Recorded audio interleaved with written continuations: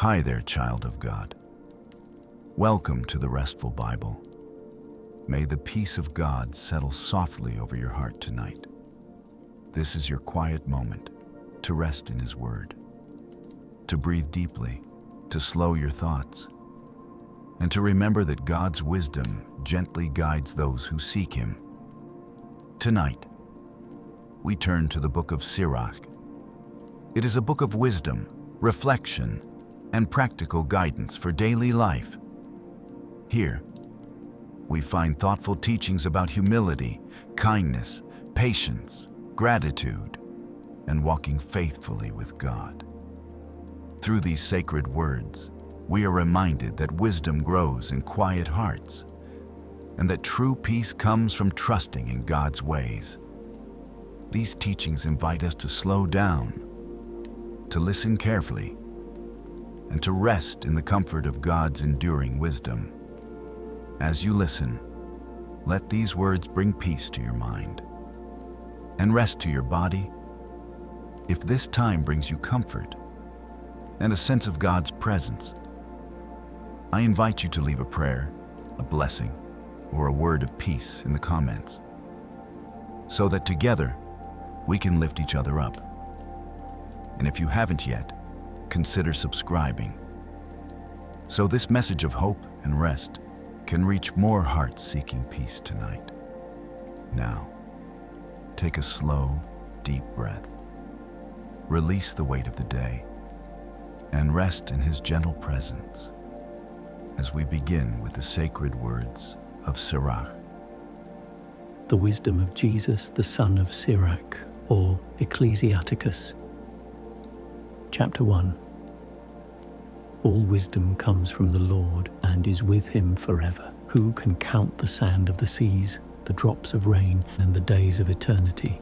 Who will search out the height of the sky, the breadth of the earth, the deep and wisdom? Wisdom has been created before all things, and the understanding of prudence from everlasting. To whom has the root of wisdom been revealed? Who has known her shrewd counsels? There is one wise, greatly to be feared, sitting upon His throne, the Lord. He created her, He saw and measured her, He poured her out upon all His works. She is with all flesh according to His gift. He gave her freely to those who love Him. The fear of the Lord is glory, exaltation, gladness, and a crown of rejoicing. The fear of the Lord will delight the heart and will give gladness, joy, and length of days. Whoever fears the Lord, it will go well with him at the last. He will be blessed in the day of his death. To fear the Lord is the beginning of wisdom. It was created together with the faithful in the womb. She laid an eternal foundation with men. She will be trusted among their offspring. To fear the Lord is the fullness of wisdom. She inebriates men with her fruits. She will fill all her house with desirable things, and her storehouses with her produce. The fear of the Lord is the crown of wisdom, making peace and perfect health to flourish. He both saw and measured her. He rained down skill and knowledge of understanding, and exalted the honor of those who hold her fast. To fear the Lord is the root of wisdom. Her branches are length of days. Unjust wrath can never be justified, for His wrath tips the scale to His downfall. A man that is patient will resist for a season, and afterward gladness will spring up to him. He will hide his words until the right moment, and the lips of many will tell of his understanding. A wise saying is in the treasures of wisdom, but godliness is an abomination to a sinner. If you desire wisdom, keep the commandments, and the Lord will give her to you freely, for the fear of the Lord is wisdom and instruction. Faith and humility are His good pleasure. Don't disobey the fear of the Lord. Don't come to Him with a double heart. Don't be a hypocrite in men's sight. Keep watch over your lips. Don't exalt yourself lest you fall and bring dishonor upon your soul. The Lord will reveal your secrets. and will cast you down in the midst of the congregation, because you didn't come to the fear of the Lord, and your heart was full of deceit. Chapter 2. My son, if you come to serve the Lord, prepare your soul for temptation, set your heart aright, constantly endure, and don't make haste in time of calamity. Cling to him, and don't depart, that you may be increased at your latter end. Accept whatever is brought upon you, and be patient when you suffer humiliation, for gold is tried in the fire, and acceptable men in the furnace of humiliation. Put your trust in him, and he will help you. Make your ways straight and set your hope on him. All you who fear the Lord, wait for his mercy. Don't turn aside, lest you fall. All you who fear the Lord, put your trust in him, and your reward will not fail. All you who fear the Lord, hope for good things and for eternal gladness and mercy. Look at the generations of old and see, whoever put his trust in the Lord and was ashamed, or who remained in his fear and was forsaken, or who called upon him and he neglected him. For the Lord is full of compassion and mercy. He forgives sins and saves in time of affliction. Woe to fearful hearts, to faint hands, and to the sinner who goes two ways. Woe to the faint heart, for it doesn't believe, therefore it won't be defended. Woe to you who have lost your patience, and what will you all do when the Lord visits you? Those who fear the Lord will not disobey his words. Those who love him will keep his ways. Those who fear the Lord will seek his good pleasure. Those who love him will be filled with the law. Those who fear the Lord will prepare their hearts and will humble their souls in his sight. We will fall into the hands of the Lord and not into the hands of men. For as his majesty is, so also is his mercy. Chapter 3.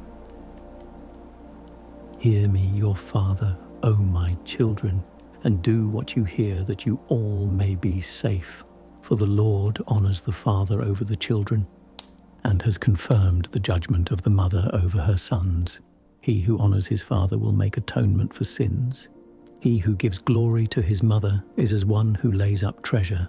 Whoever honors his father will have joy in his own children. He will be heard in the day of his prayer. He who gives glory to his father will have length of days. He who listens to the Lord will bring rest to his mother and will serve under his parents. As to masters, honor your father in deed and word, that a blessing may come upon you from him. For the blessing of the father establishes the houses of children, but the curse of the mother roots out the foundations.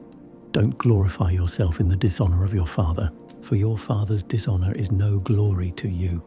For the glory of a man is from the honor of his father, and a mother in dishonor is a reproach to her children. My son, help your father in his old age, and don't grieve him as long as he lives. If he fails in understanding, have patience with him. Don't dishonor him in your full strength, for the kindness to your father will not be forgotten. Instead of sins, it will be added to build you up. In the day of your affliction, it will be remembered for you as fair weather upon ice, so your sins will also melt away. He who forsakes his father is as a blasphemer. He who provokes his mother is cursed by the Lord. My son, go on with your business in humility, so you will be loved by an acceptable man. The greater you are, humble yourself the more, and you will find favor before the Lord. For the power of the Lord is great, and he is glorified by those who are lowly. Don't seek things that are too hard for you, and don't search out things that are above your strength. Think about the things that have been commanded you, for you have no need of the things that are secret. Don't be overly busy in tasks that are beyond you, for more things are shown to you than men can understand. For the conceit of many has led them astray. Evil opinion has caused their judgment to slip. There is no light without eyes, There is no wisdom without knowledge. A stubborn heart will do badly at the end. He who loves danger will perish in it. A stubborn heart will be burdened with troubles. The sinner will heap sin upon sins. The calamity of the proud has no healing, for a weed of wickedness has taken root in him.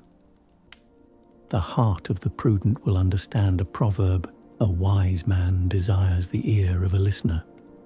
Water will quench a flaming fire. Almsgiving will make atonement for sins. He who repays good turns is mindful of that which comes afterward. In the time of his falling, he will find a support. Chapter 4. My son, don't deprive the poor of his living. Don't make the needy eyes wait long. Don't make a hungry soul sorrowful, or provoke a man in his distress. Don't add more trouble to a heart that is provoked. Don't put off giving to him who is in need. Don't reject a suppliant in his affliction. Don't turn your face away from a poor man. Don't turn your eye away from one who asks. Give no occasion to a man to curse you. For if he curses you in the bitterness of his soul, he who made him will hear his supplication. Endear yourself to the assembly. Bow your head to a great man. Incline your ear to a poor man. Answer him with peaceful words in humility. Deliver him who is wronged from the hand of him who wrongs him. Don't be hesitant in giving judgment. Be as a father to the fatherless, and like a husband to their mother. So you will be as a son of the Most High, and he will love you more than your mother does. Wisdom exalts her son and takes hold of those who seek her. He who loves her loves life. Those who seek her early will be filled with gladness. He who holds her fast will inherit glory. Where he enters, the Lord will bless. Those who serve her minister to the Holy One. The Lord loves those who love her. He who listens to her will judge the nations. He who heeds her will dwell securely. If he trusts her, he will inherit her, and his generations will possess her. For at the first she will walk with him in crooked ways, and will bring fear and dread upon him, and torment him with her discipline, until she may trust his soul, and try him by her judgments. Then she will return him again to the straight way, and will gladden him, and reveal to him her secrets. If he goes astray, she will forsake him and hand him over to his fall. Watch for the opportunity and beware of evil. Don't be ashamed of your soul. For there is a shame that brings sin, and there is a shame that is glory and grace. Don't show partiality, discrediting your soul. Don't revere any man to your falling. Don't refrain from speaking when it is for safety. Don't hide your wisdom for the sake of seeming fair, for wisdom will be known by speech, and instruction by the word of the tongue. Don't speak against the truth and be shamed for your ignorance. Don't be ashamed to confess your sins. Don't fight the river's current. Don't lay yourself down for a fool to tread upon. Don't be partial to one who is mighty. Strive for the truth to death, and the Lord God will fight for you. Don't be hasty with your tongue, or slack and negligent in your deeds. Don't be like a lion in your house, or suspicious of your servants. Don't let your hand be stretched out to receive, and closed when you should repay. Chapter 5. Don't set your heart upon your goods. Don't say, "They are sufficient for me." Don't follow your own mind and your strength, to walk in the desires of your heart. Don't say, "Who will have dominion over me?" For the Lord will surely take vengeance on you. Don't say, "I sinned, and what happened to me?" For the Lord is patient. Don't be so confident of atonement that you add sin upon sins. Don't say, "His compassion is great. He will be pacified for the multitude of my sins." For mercy and wrath are with him, and his indignation will rest on sinners. Don't wait to turn to the Lord. Don't put off from day to day, for suddenly the wrath of the Lord will come on you, and you will perish in the time of vengeance. Don't set your heart upon unrighteous gains, for you will profit nothing in the day of calamity. Don't winnow with every wind. Don't walk in every path. This is what the sinner who has a double tongue does. Be steadfast in your understanding. Let your speech be consistent. Be swift to hear and answer with patience. If you have understanding, answer your neighbor, but if not, put your hand over your mouth. Glory and dishonor is in talk. A man's tongue may be his downfall. Don't be called a whisperer. Don't lie in wait with your tongue, for shame is on the thief, and an evil condemnation is on him who has a double tongue. Don't be ignorant in a great or small matter. Chapter 6. Don't become an enemy instead of a friend, for an evil name will inherit shame and reproach. So it is with the sinner who has a double tongue. Don't exalt yourself in the counsel of your soul, that your soul not be torn in pieces like a bull. You will eat up your leaves, destroy your fruit, and leave yourself like a dry tree. A wicked soul will destroy him who has it, and will make him a laughing stock to his enemies. Sweet words will multiply a man's friends. A gracious tongue will multiply courtesies. Let those that are at peace with you be many, but your advisers 1 of 1,000. If you want to gain a friend, get him in a time of testing, and don't be in a hurry to trust him, for there is a friend just for an occasion. He won't continue in the day of your affliction, and there is a friend who turns into an enemy. He will discover strife to your reproach. And there is a friend who is a companion at the table, but he won't continue in the day of your affliction. In your prosperity he will be as yourself, and will be bold over your servants. If you are brought low, he will be against you, and will hide himself from your face. Separate yourself from your enemies, and beware of your friends. A faithful friend is a strong defense. He who has found him has found a treasure. There is nothing that can be taken in exchange for a faithful friend. His excellency is beyond price. A faithful friend is a life-saving medicine. Those who fear the Lord will find him. He who fears the Lord directs his friendship properly, for as he is, so is his neighbor also. My son, gather instruction from your youth up. Even when you have grey hair, you will find wisdom. Come to her as one who ploughs and sows, and wait for her good fruit. For your toil will be little in her cultivation, and you will soon eat of her fruit. How exceedingly harsh she is to the unlearned! He who is without understanding will not remain in her. She will rest upon him as a mighty stone of trial. He won't hesitate to cast her from him, for wisdom is according to her name. She isn't manifest to many. Give ear, my son, and accept my judgment. Don't refuse my counsel. Bring your feet into her fetters and your neck into her chain. Put your shoulder under her and bear her. Don't be grieved with her bonds. Come to her with all your soul. Keep her ways with your whole power. Search and seek, and she will be made known to you. When you get hold of her, don't let her go, for at the last you will find her rest, and she will be turned for you into gladness. Her fetters will be to you for a covering of strength, and her chains for a robe of glory. For there is a golden ornament upon her, and her bands are a purple cord. You shall put her on as a robe of glory, and shall put her on as a crown of rejoicing. My son, if you are willing, you will be instructed. If you will yield your soul, you will be prudent. If you love to hear, you will receive. If you incline your ear, you will be wise. Stand in the multitude of the elders. Attach yourself to whomever is wise. Be willing to listen to every godly discourse. Don't let the proverbs of understanding escape you. If you see a man of understanding, get to him early. Let your foot wear out the steps of his doors. Let your mind dwell on the ordinances of the Lord, and meditate continually on his commandments. He will establish your heart, and your desire for wisdom will be given to you. Chapter 7. Do no evil, so no evil will overtake you.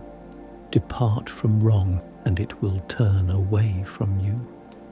My son, don't sow upon the furrows of unrighteousness, and you won't reap them sevenfold. Don't seek preeminence from the Lord, nor the seat of honor from the king.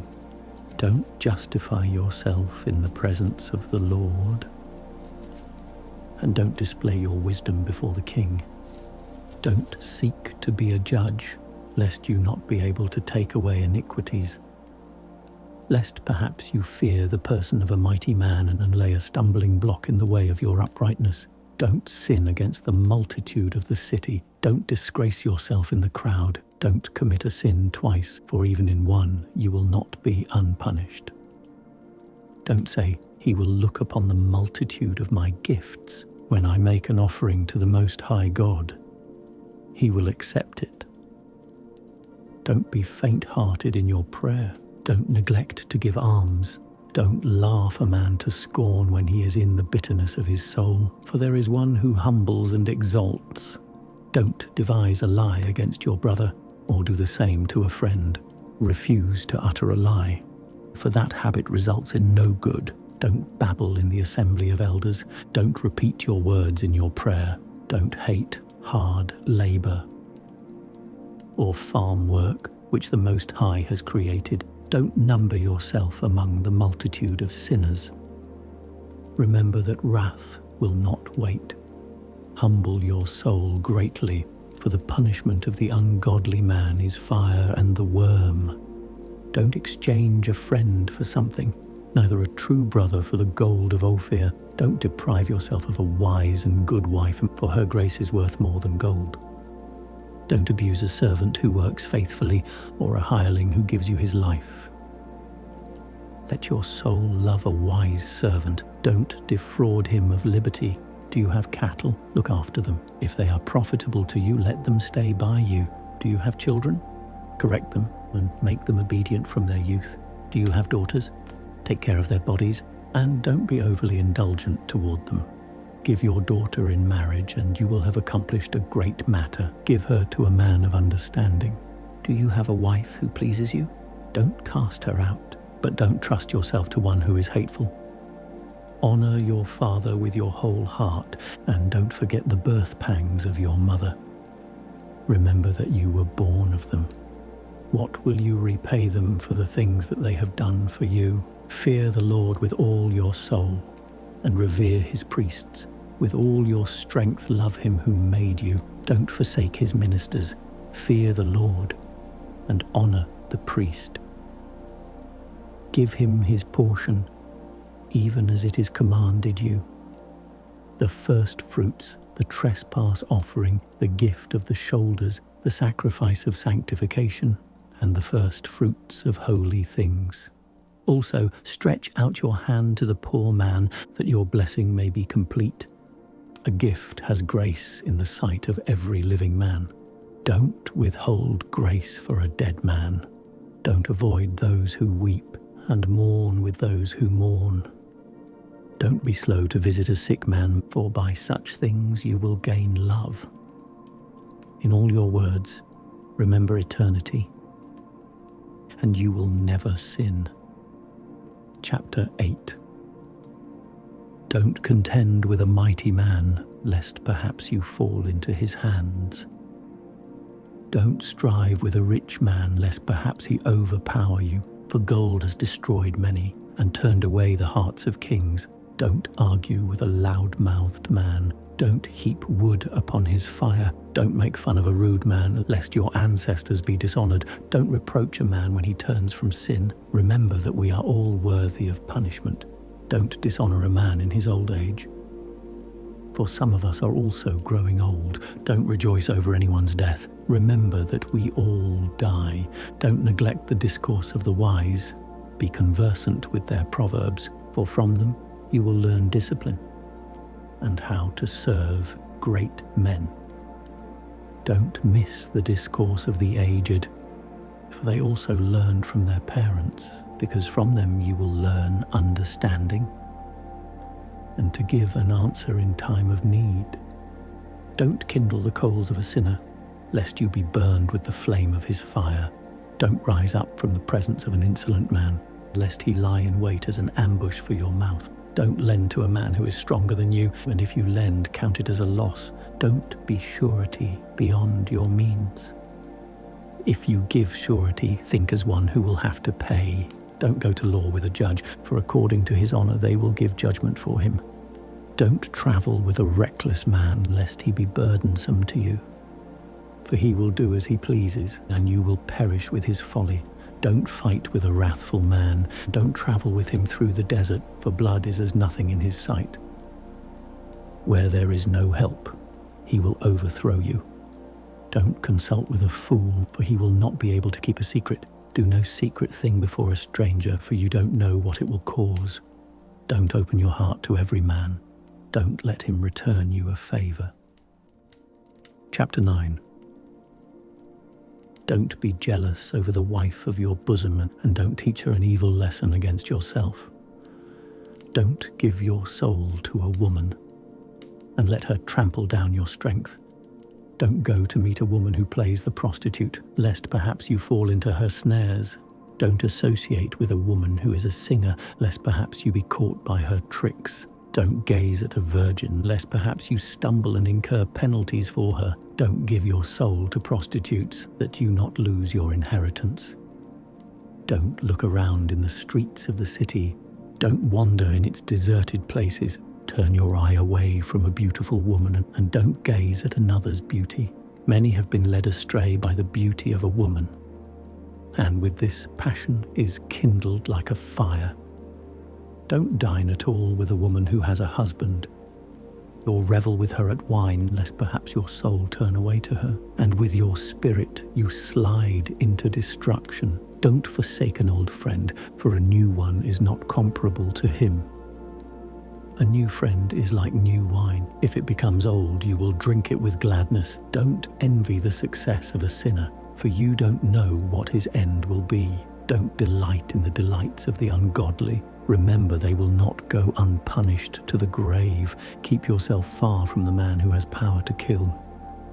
And you will not be troubled by the fear of death. If you come to him, commit no fault, lest he take away your life.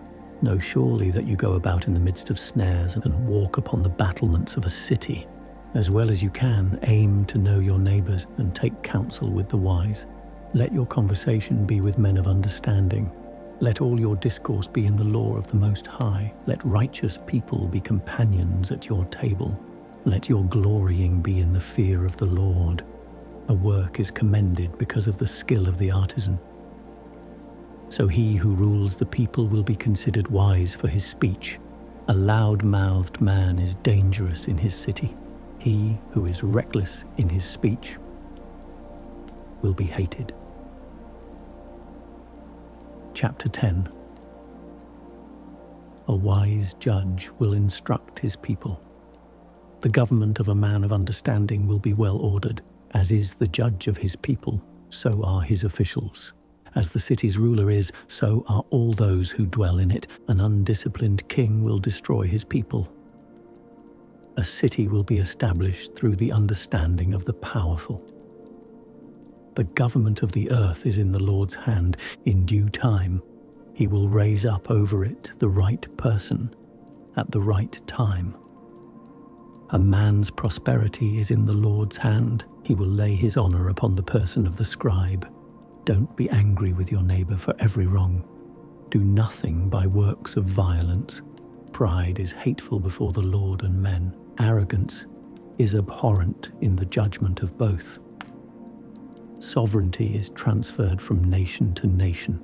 Because of injustice, violence, and greed for money, why are dirt and ashes proud? Because in life my body decays. A long disease mocks the physician. The king of today will die tomorrow. For when a man is dead, he will inherit maggots, vermin, and worms. It is the beginning of pride when a man departs from the Lord. His heart has departed from him who made him, for the beginning of pride is sin.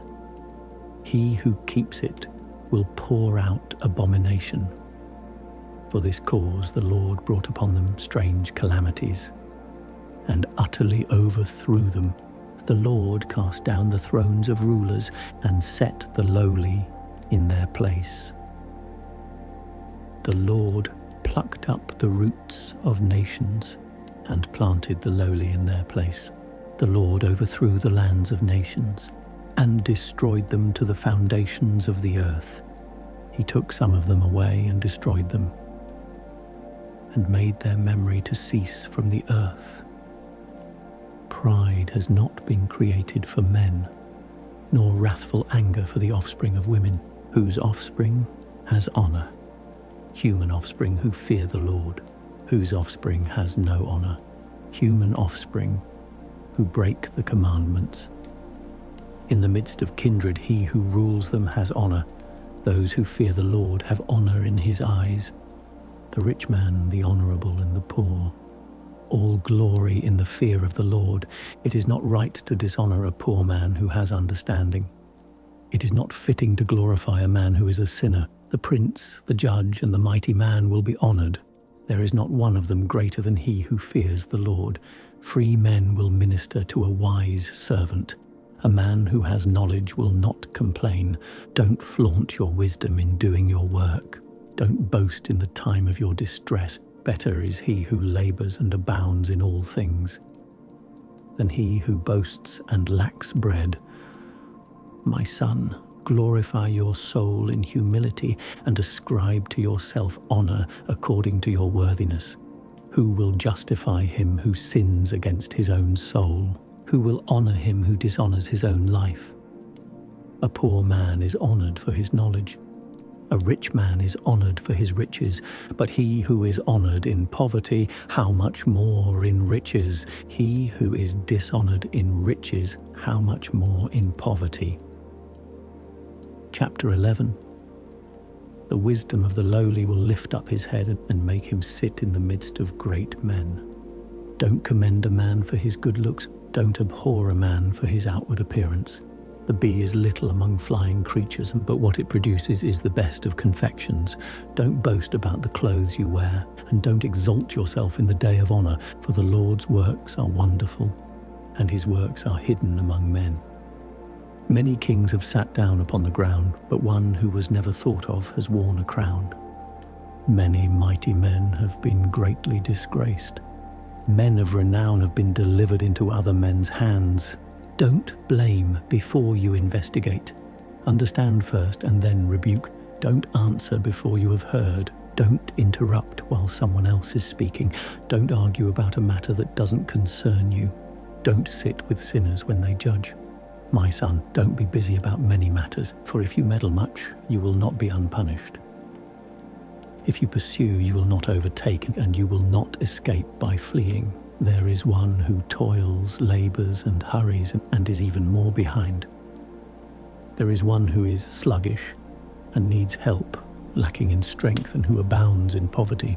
But the Lord's eyes looked upon him for good, and he raised him up from his low condition, and lifted up his head, so that many marveled at him. Good things and bad, life and death, poverty and riches are from the Lord. The Lord's gift remains with the godly. His good pleasure will prosper forever. One grows rich by his diligence and self-denial, and this is the portion of his reward. When he says, I have found rest, and now I will eat of my goods, he doesn't know how much time will pass until he leaves them to others and dies. Be steadfast in your covenant and be doing it, and grow old in your work. Don't marvel at the works of a sinner, but trust the Lord and stay in your labor. For it is an easy thing in the sight of the Lord to swiftly and suddenly make a poor man rich.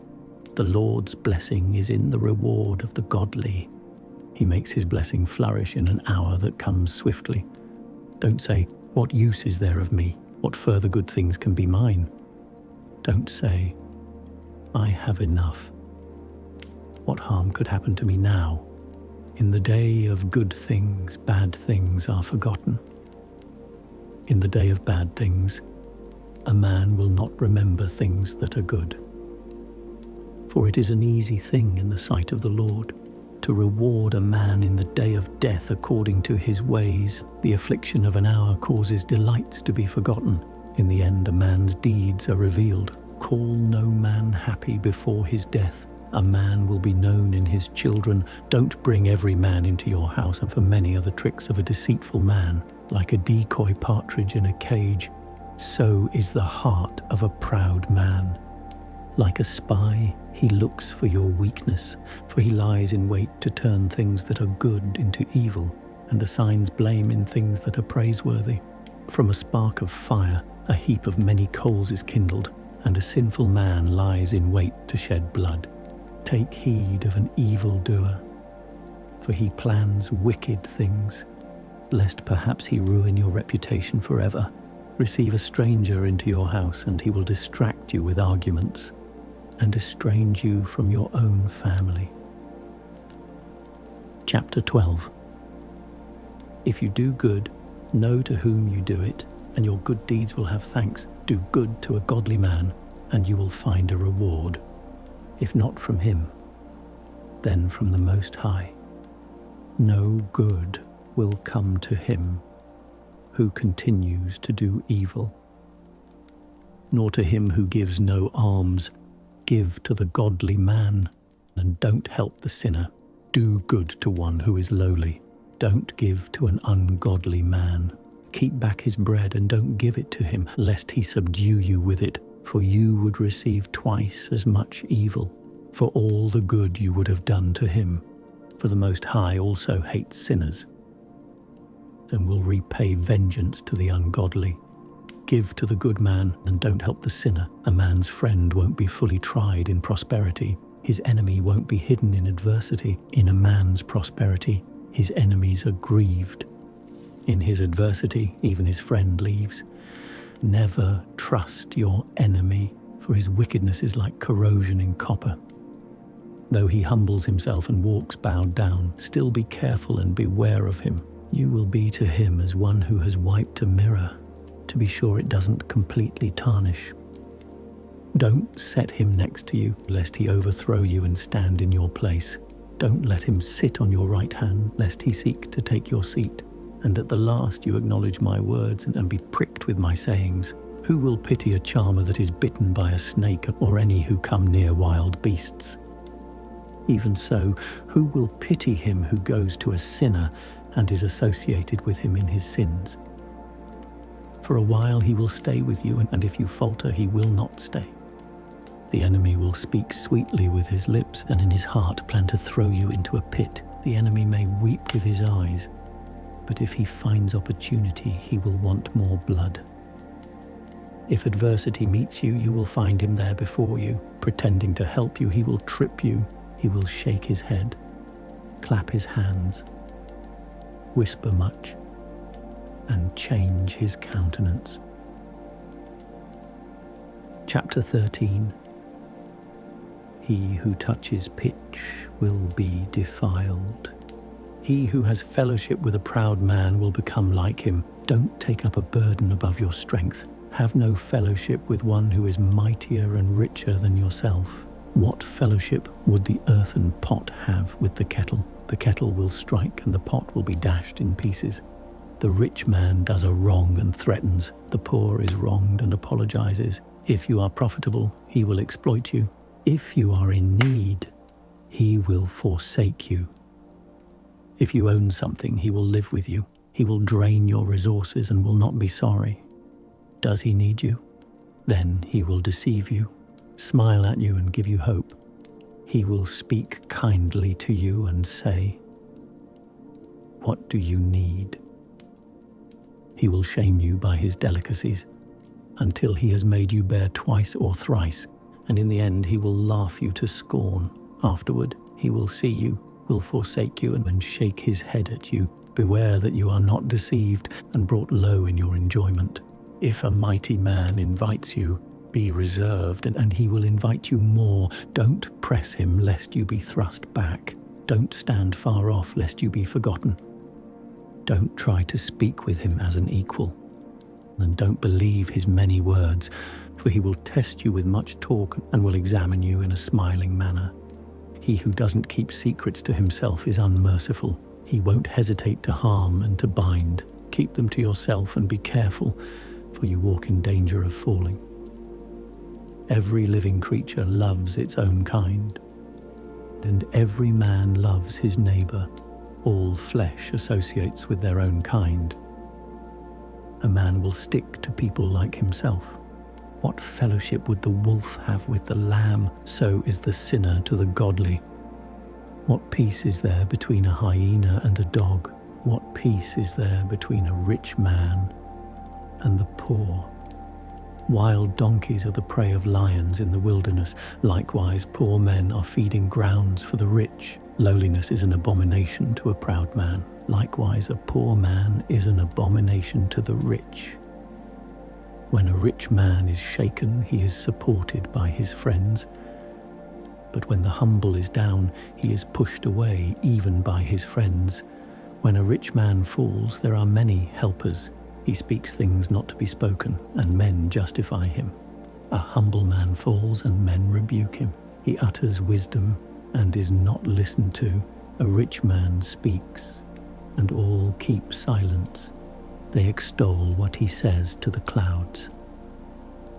A poor man speaks, and they say, "Who is this?" If he stumbles, they will help to overthrow him. Riches are good if they have no sin. Poverty is evil only in the opinion of the ungodly. The heart of a man changes his countenance, whether it is for good or for evil. A cheerful countenance is a sign of a prosperous heart. Devising proverbs takes strenuous thinking. Chapter 14. Blessed is the man who has not slipped with his mouth, and doesn't suffer from sorrow for sins. Blessed is he whose soul does not condemn him, and who has not given up hope. Riches are not appropriate for a stingy person.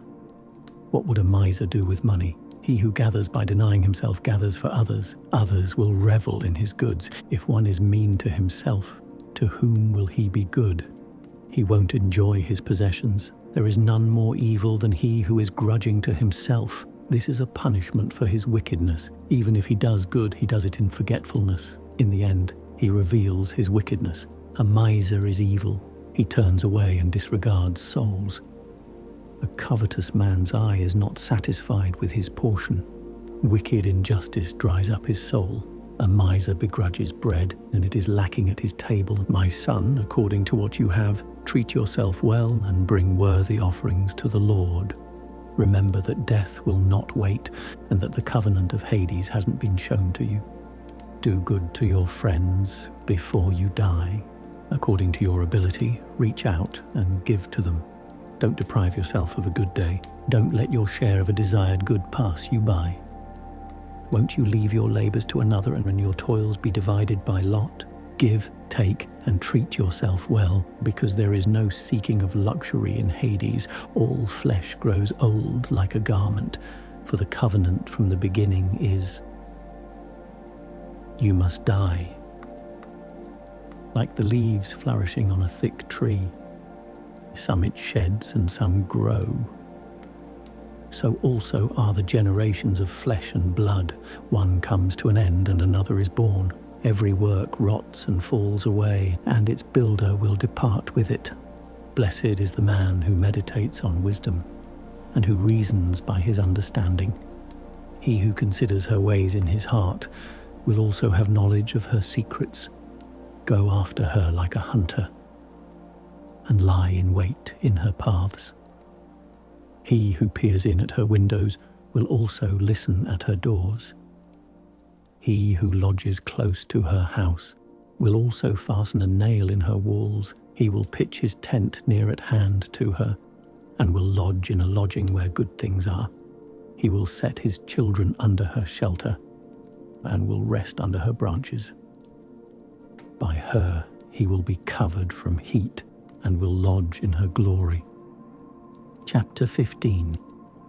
He who fears the Lord will do this. He who has possession of the law will obtain her. She will meet him like a mother, and receive him like a wife married in her virginity. She will feed him with bread of understanding.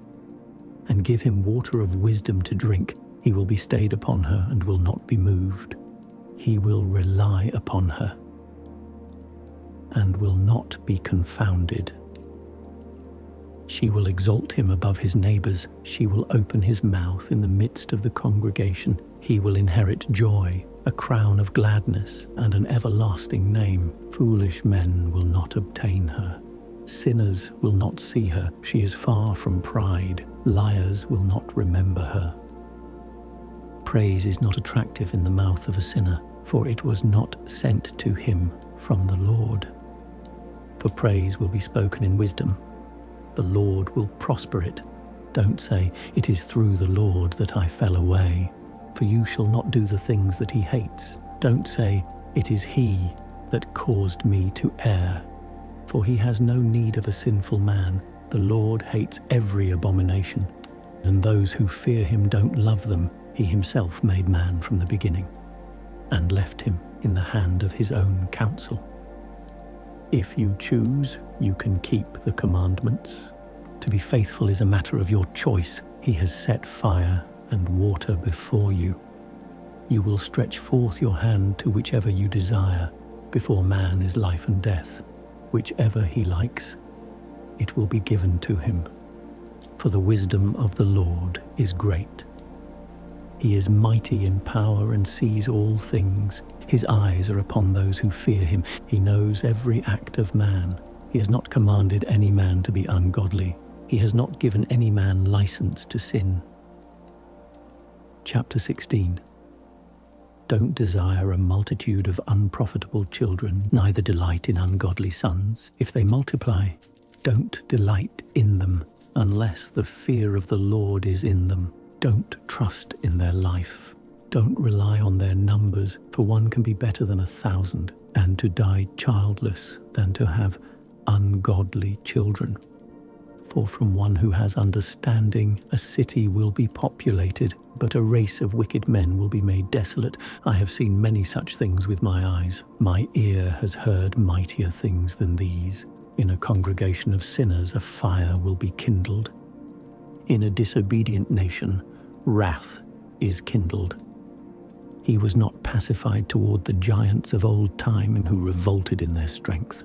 He didn't spare Lot's neighbors, whom he abhorred for their pride. He didn't pity the people of perdition, who were taken away in their sin, or in like manner the 600,000 footmen, who were gathered together in the hardness of their hearts. Even if there is one stiff-necked person, it is a marvel if he will be unpunished, for mercy and wrath are both with him who is mighty to forgive, and he pours out wrath. As his mercy is great, so is his correction also. He judges a man according to his works. The sinner will not escape with plunder. The perseverance of the godly will not be frustrated. He will make room for every work of mercy. Each man will receive according to his works. Don't say, "I will be hidden from the Lord," and "Who will remember me from on high?" I will not be known among so many people. For what is my soul in a boundless creation? Behold, heaven, the heaven of heavens. The deep and the earth will be moved when he visits. The mountains and the foundations of the earth together are shaken with trembling when he looks at them. No heart will think about these things. Who could comprehend his ways? Like a tempest which no man can see, so the majority of his works are hidden. Who will declare his works of righteousness? Who will wait for them? For his covenant is afar off. He who is lacking in understanding thinks about these things. An unwise and erring man thinks foolishly. My son, listen to me, learn knowledge, and heed my words with your heart. I will impart instruction with precision, and declare knowledge exactly. In the judgment of the Lord are his works from the beginning. From the making of them he determined their boundaries. He arranged his works for all time, and their beginnings to their generations. They aren't hungry or weary, and they don't cease from their works. No one pushes aside his neighbor. They will never disobey his word. After this also the Lord looked at the earth and filled it with his blessings. All manner of living things covered its surface, and they return into it. Chapter 17. The Lord created mankind out of earth and turned them back to it again. He gave them days by number and a set time, and gave them authority over the things that are on it. He endowed them with strength proper to them, and made them according to his own image. He put the fear of man upon all flesh, and gave him dominion over beasts and birds. He gave them counsel, tongue, eyes, ears, and heart to have understanding. He filled them with the knowledge of wisdom, and showed them good and evil. He set his eye upon their hearts, to show them the majesty of his works. And they will praise his holy name, that they may declare the majesty of his works. He added to them knowledge, and gave them a law of life for a heritage. He made an everlasting covenant with them, and showed them his decrees. Their eyes saw the majesty of his glory, their ears heard the glory of his voice. He said to them, "Beware of all unrighteousness." So he gave them commandment, each man concerning his neighbor. Their ways are ever before him. They will not be hidden from his eyes. For every nation he appointed a ruler, but Israel is the Lord's portion. All their works are as clear as the sun before him. His eyes are continually upon their ways. Their iniquities are not hidden from him. All their sins are before the Lord. With him the alms of a man is as a signet. He will keep a man's kindness as the pupil of the eye. Afterwards he will rise up and repay them, and give their repayment upon their head. However, to those who repent he grants a return. He comforts those who are losing hope. Return to the Lord, and forsake sins. Make your prayer before his face offend less. Turn again to the Most High, and turn away from iniquity. Greatly hate the abominable thing. Who will give praise to the Most High in Hades, in place of the living who return thanks? Thanksgiving perishes from the dead, as from one who doesn't exist. He who is in life and health will praise the Lord. How great is the mercy of the Lord, and his forgiveness to those who turn to him. For humans are not capable of everything, because the Son of Man is not immortal. What is brighter than the sun? Yet even this can be eclipsed. So flesh and blood devise evil. He looks upon the power of the height of heaven, while all men are earth and ashes. Chapter 18. He who lives forever created the whole universe. The Lord alone is just. He has given power to declare his works to no one. Who could trace out his mighty deeds? Who could measure the strength of his majesty? Who could also proclaim his mercies? As for the wondrous works of the Lord, it is not possible to take from them nor add to them, neither is it possible to explore them. When a man has finished, then he is just at the beginning. When he stops, then he will be perplexed. What is mankind, and what purpose do they serve? What is their good, and what is their evil? The number of man's days at the most are 100 years. As a drop of water from the sea and a pebble from the sand, so are a few years in the day of eternity. For this cause the Lord was patient over them, and poured out his mercy upon them. He saw and perceived their end, that it is evil. Therefore he multiplied his forgiveness. The mercy of a man is on his neighbor, but the mercy of the Lord is on all flesh. Reproving, chastening, teaching, and bringing back as a shepherd does his flock. He has mercy on those who accept chastening, and that diligently seek after his judgments. My son, don't add reproach to your good deeds, and no harsh words in any of your giving. Doesn't the dew relieve the scorching heat? So a word is better than a gift. Behold isn't a word better than a gift. Both are with a gracious person.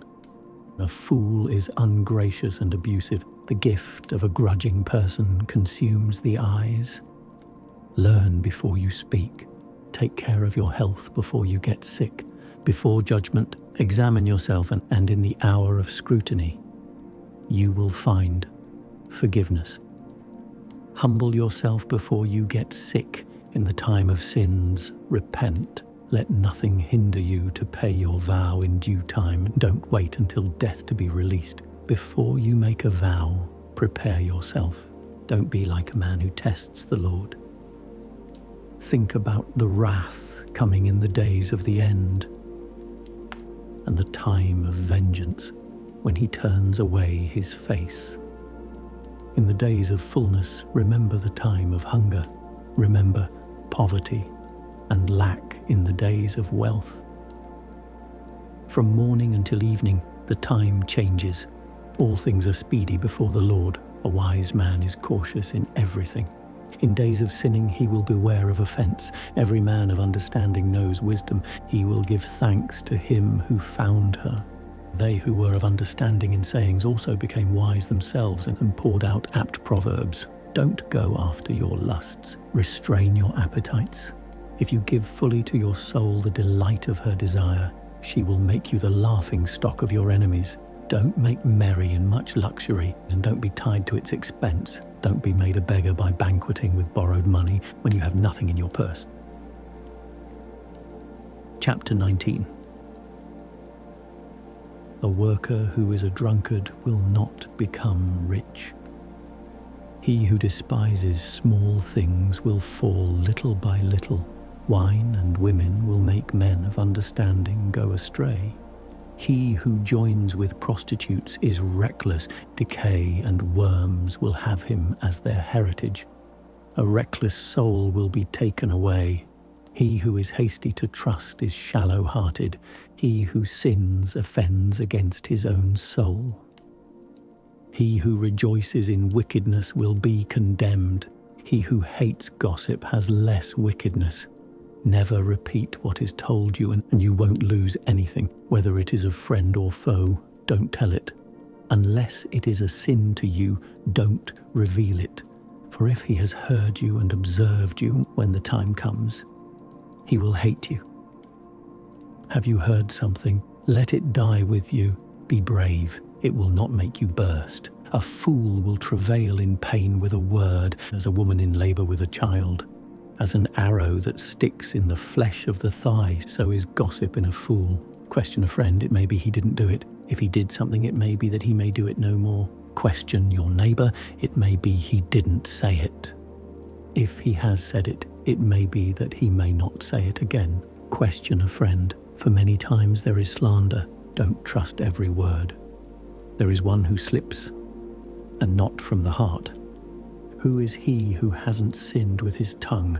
Reprove your neighbor before you threaten him, and give place to the law of the Most High.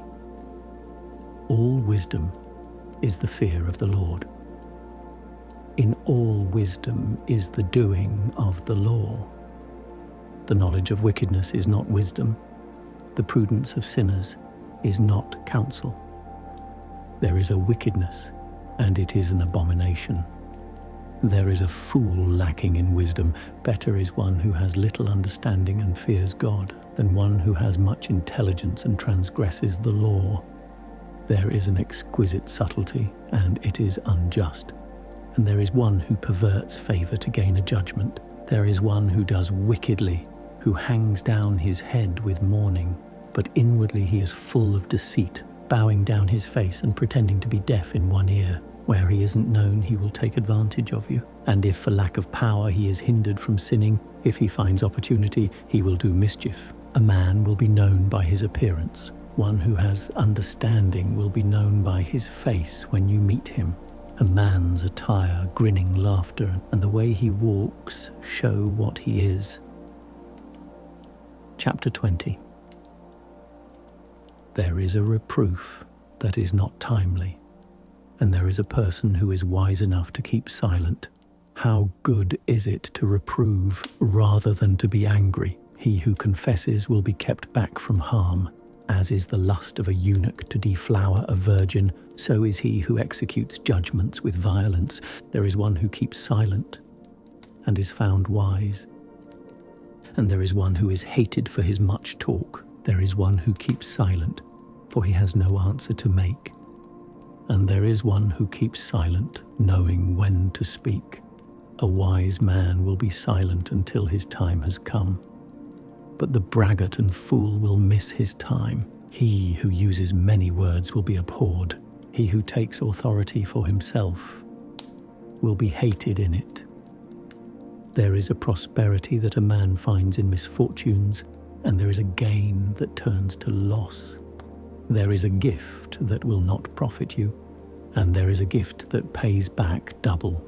There are losses because of glory, and there is one who has lifted up his head from a low estate. There is one who buys much for a little and pays for it again sevenfold. He who is wise in words will make himself beloved, but the pleasantries of fools will be wasted. The gift of a fool will not profit you, for he looks for repayment many times instead of one. He will give little and insult much. He will open his mouth like a crier. Today he will lend, and tomorrow he will ask for it back. Such a one is a hateful man. The fool will say, I have no friend, and I have no thanks for my good deeds. Those who eat my bread have an evil tongue. How often and of how many will he be laughed to scorn? A slip on a pavement is better than a slip with the tongue, so the fall of the wicked will come speedily. A man without grace is a tale out of season. It will be continually in the mouth of the ignorant. A parable from a fool's mouth will be rejected, for he won't tell it at the proper time. There is one who is hindered from sinning through lack. When he rests, he will not be troubled. There is one who destroys his soul through bashfulness. By a foolish countenance he will destroy it. There is one who for bashfulness makes promises to his friend, and he makes him his enemy for nothing. A lie is an ugly blot on a person. It will be continually in the mouth of the ignorant. A thief is better than a man who is continually lying, but they both will inherit destruction. The destination of a liar is dishonor. His shame is with him continually. He who is wise in words will advance himself, and one who is prudent will please great men. He who tills his land will raise his harvest high. He who pleases great men will get pardon for iniquity. Favors and gifts blind the eyes of the wise, and as a muzzle on the mouth, turn away reproofs. Wisdom that is hidden and treasure that is out of sight, what profit is in either of them? Better is a man who hides his folly than a man who hides his wisdom. Chapter 21. My son, have you sinned? Do it no more, and ask forgiveness for your past sins. Flee from sin as from the face of a snake, for if you go near, it will bite you. Its teeth are like lions' teeth, slaying people's souls. All iniquity is as a two-edged sword. Its stroke has no healing. Terror and violence will waste away riches, so the house of an arrogant man will be laid waste. Supplication from a poor man's mouth reaches to the ears of God, and his judgment comes speedily. One who hates reproof is in the path of the sinner. He who fears the Lord will repent in his heart. He who is mighty in tongue is known far away, but the man of understanding knows when he slips. He who builds his house with other men's money is like one who gathers stones for his own tomb. The congregation of wicked men is as a bundle of tow, with a flame of fire at the end of them. The way of sinners is paved with stones, and at the end of it is the pit of Hades. He who keeps the law becomes master of its intent. The fulfillment of the fear of the Lord is wisdom. He who is not clever will not be instructed. There is a cleverness which makes bitterness abound. The knowledge of a wise man will be made to abound as a flood, and his counsel as a fountain of life. The inward parts of a fool are like a broken vessel. He will hold no knowledge. If a man of knowledge hears a wise word, he will commend it and add to it. The wanton man hears it, and it displeases him, and so he throws it away behind his back. The chatter of a fool is like a burden in the way, but grace will be found on the lips of the wise. The utterance of the prudent man will be sought for in the congregation. They will ponder his words in their heart. As a house that is destroyed, so is wisdom to a fool. The knowledge of an unwise man is talk without sense. Instruction is as fetters on the feet of an unwise man, and as manacles on the right hand. A fool lifts up his voice with laughter, but a clever man smiles quietly. Instruction is to a prudent man as an ornament of gold, and as a bracelet upon his right arm. The foot of a fool rushes into a house, but a man of experience will be ashamed of entering. A foolish man peers into the door of a house, but a man who is instructed will stand outside. It is rude for someone to listen at a door, but a prudent person will be grieved with the disgrace. The lips of strangers will be grieved at these things, but the words of prudent men will be weighed in the balance. The heart of fools is in their mouth, but the mouth of wise men is their heart. When the ungodly curses an adversary, he curses his own soul. A whisperer defiles his own soul and will be hated wherever he travels. Chapter 22. A slothful man is compared to a stone that is defiled. Everyone will hiss at him in his disgrace. A slothful man is compared to the filth of a dunghill. Anyone who picks it up will shake it out of his hand. An undisciplined child is a disgrace to his father, and a foolish daughter is born to his loss. A prudent daughter will inherit a husband of her own. She who brings shame is the grief of her father. She who is arrogant brings shame on father and husband. She will be despised by both of them. Ill-timed conversation is like music in mourning, but stripes and correction are wisdom in every season. He who teaches a fool is like one who glues potsherds together, even like one who wakes a sleeper out of a deep sleep. He who teaches a fool is as one who teaches a man who slumbers. In the end he will say, "What is it?"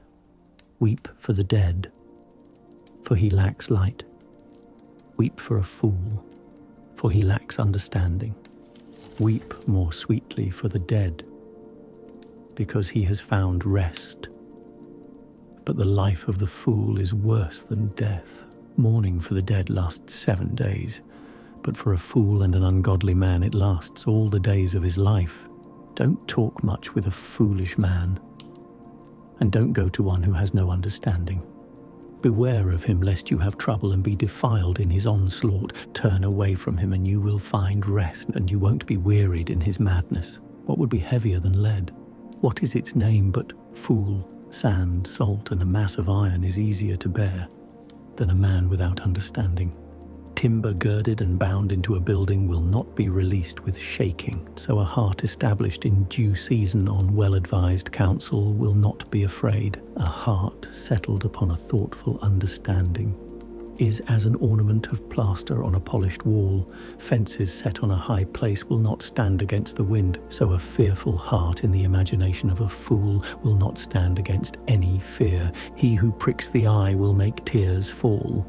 He who pricks the heart makes it show feeling. Whoever casts a stone at birds scares them away. He who insults a friend will dissolve friendship. If you have drawn a sword against a friend, don't despair, for there may be a way back. If you have opened your mouth against a friend, don't be afraid, for there may be reconciliation, unless it is for insulting, arrogance, disclosing of a secret, or a treacherous blow. For these things any friend will flee. Gain trust with your neighbor in his poverty, that in his prosperity you may have gladness. Stay steadfast to him in the time of his affliction, that you may be heir with him in his inheritance. Before fire is the vapor and smoke of a furnace, so insults precede bloodshed. I won't be ashamed to shelter a friend. I won't hide myself from his face, and if any evil happens to me because of him, everyone who hears it will beware of him. who will set a watch over my mouth and a seal of shrewdness upon my lips, that I may not fall from it, and that my tongue may not destroy me. Chapter 23. O Lord, Father and Master of my life, don't abandon me to their counsel. Don't let me fall because of them, who will set scourges over my thought and a discipline of wisdom over my heart, that they spare me not for my errors and not overlook their sins. Otherwise my errors might be multiplied and my sins abound. I fall before my adversaries, and my enemy rejoice over me. O Lord, Father and God of my life, don't give me a haughty eyes and turn away evil desire from me. Let neither gluttony nor lust overtake me. Don't give me over to a shameless mind. Listen, my children, to the discipline of the mouth. He who keeps it will not be caught. The sinner will be overpowered through his lips. By them the insulter and the arrogant will stumble. Don't accustom your mouth to an oath, and don't be accustomed to naming the Holy One. For as a servant who is continually scourged will not lack bruises, so he also who swears and continually utters the name will not be cleansed from sin. A man of many oaths will be filled with iniquity. The scourge will not depart from his house. If he offends, his sin will be upon him. If he disregards it, he has sinned doubly. If he has sworn falsely, he will not be justified, for his house will be filled with calamities. There is a manner of speech that is clothed with death. Let it not be found in the heritage of Jacob, for all these things will be far from the godly, and they will not wallow in sins. Don't accustom your mouth to gross rudeness, for it involves sinful speech. Remember your father and your mother, for you sit in the midst of great men, that you be not forgetful before them and become a fool by your bad habit. So you may wish that you had not been born, and curse the day of your birth. A man who is accustomed to abusive language won't be corrected all the days of his life. Two sorts of people multiply sins, and the third will bring wrath. A hot passion, like a burning fire, will not be quenched until it is consumed. A fornicator in the body of his flesh will never cease until he has burned out the fire. All bread is sweet to a fornicator. He will not cease until he dies. A man who goes astray from his own marriage bed says in his heart, "Who sees me?" Darkness is around me, and the walls hide me. No one sees me. Of whom am I afraid? The Most High will not remember my sins. The eyes of men are his terror. He doesn't know that the eyes of the Lord are 10,000 times brighter than the sun. Seeing all the ways of men and looking into secret places, all things were known to him before they were created, and also after they were completed. This man will be punished in the streets of the city. He will be seized where he least expects it. So also is a wife who leaves her husband and produces an heir by another man. For first, she was disobedient in the law of the Most High. Second, she trespassed against her own husband. Third, she played the adulteress in fornication and had children by another man. She shall be brought out into the congregation. Her punishment will extend to her children. Her children will not take root. Her branches will bear no fruit. She will leave her memory for a curse. Her reproach won't be blotted out, and those who are left behind will know that there is nothing better than the fear of the Lord, and nothing sweeter than to heed the commandments of the Lord. Chapter 24. Wisdom will praise her own soul, and will proclaim her glory in the midst of her people.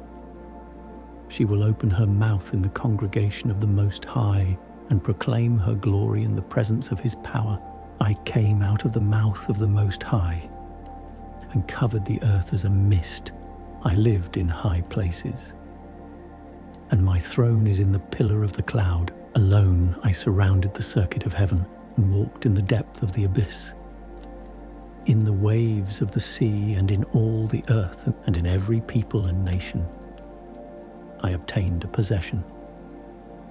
With all these I sought rest. In whose inheritance shall I lodge?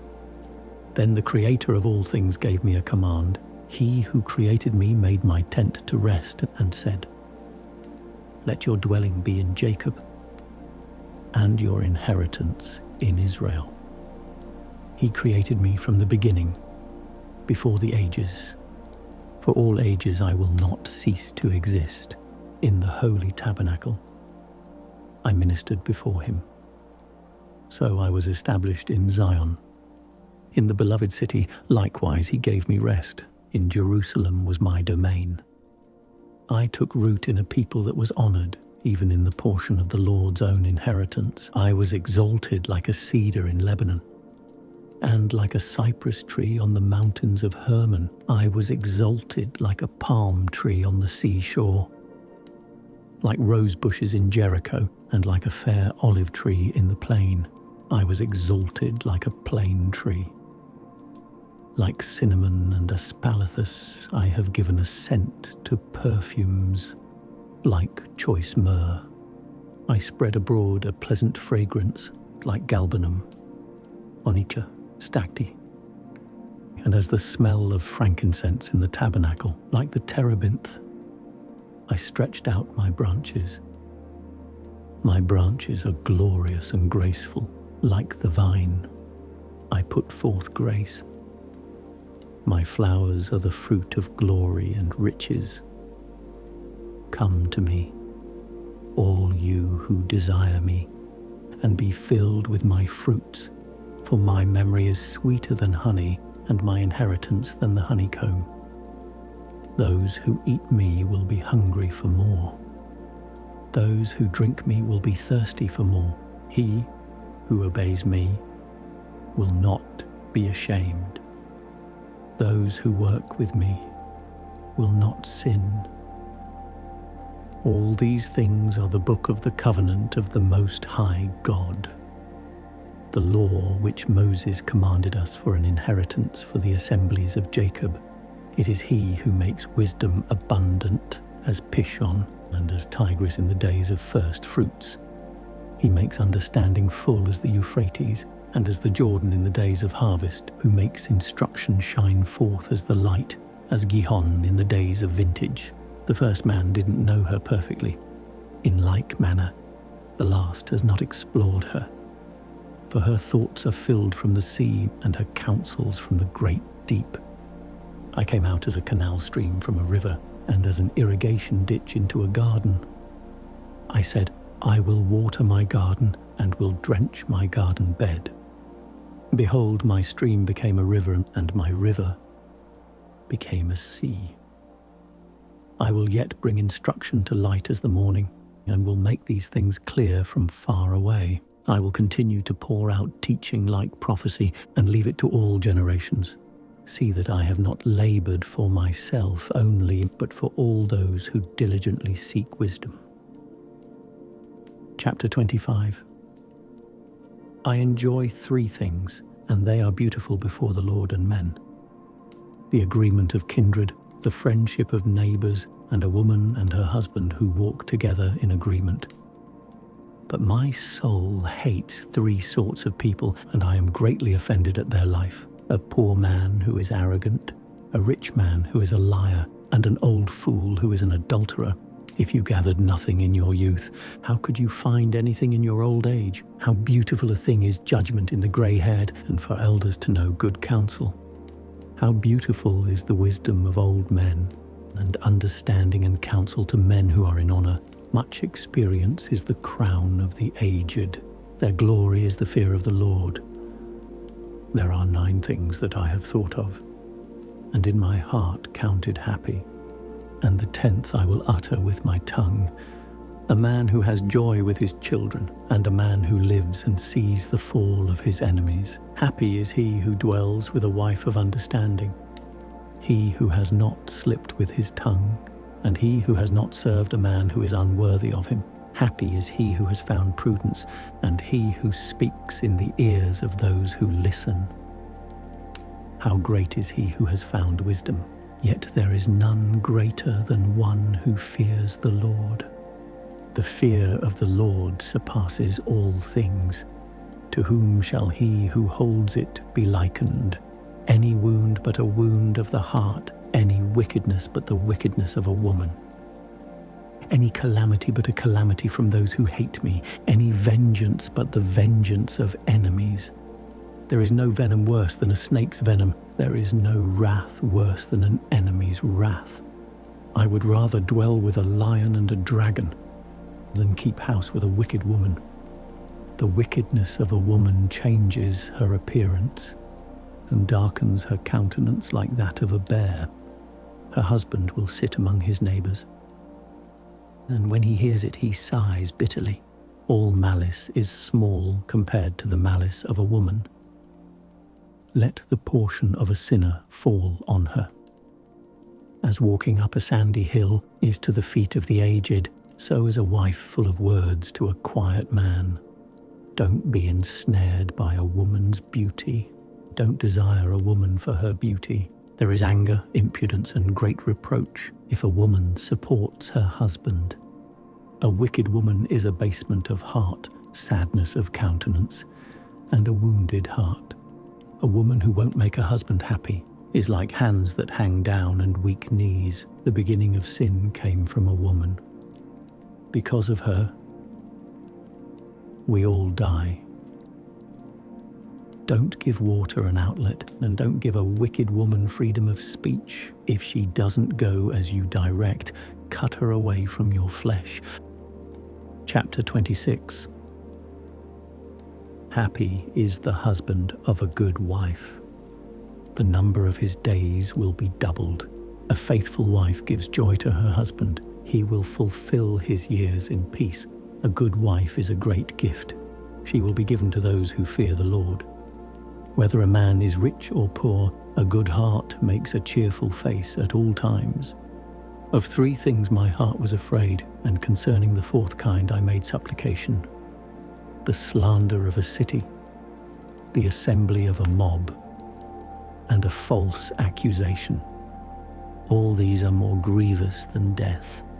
A grief of heart and sorrow is a woman who is jealous of another woman. Her tongue lashing makes it known to all. A wicked woman is like a chafing yoke. He who takes hold of her is like one who grasps a scorpion.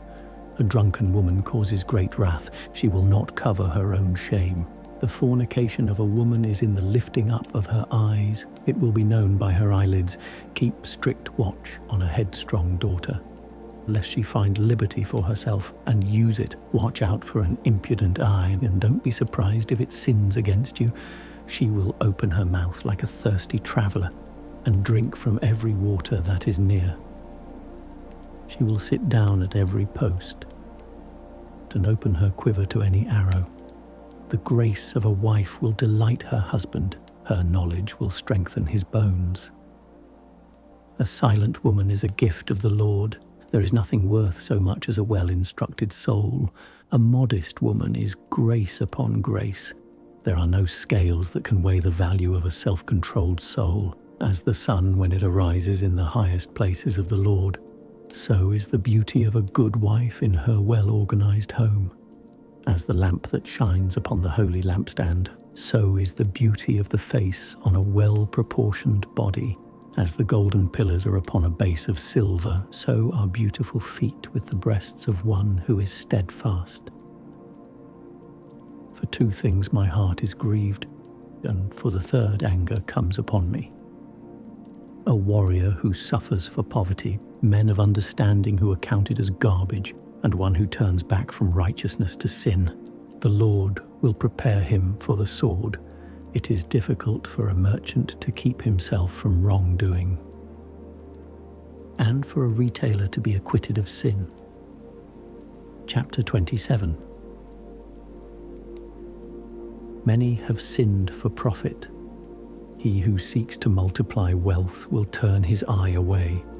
As a nail will stick fast between the joinings of stones, so sin will thrust itself in between buying and selling. Unless a person holds on diligently to the fear of the Lord, his house will be overthrown quickly. In the shaking of a sieve, the refuse remains. So does the filth of man in his thoughts. The furnace tests the potter's vessels, so the test of a person is in his thoughts. the fruit of a tree discloses its cultivation, so is the utterance of the thought of a person's heart. Praise no man before you hear his thoughts, for this is how people are tested. If you follow righteousness, you will obtain it, and put it on like a long robe of glory. Birds will return to their own kind.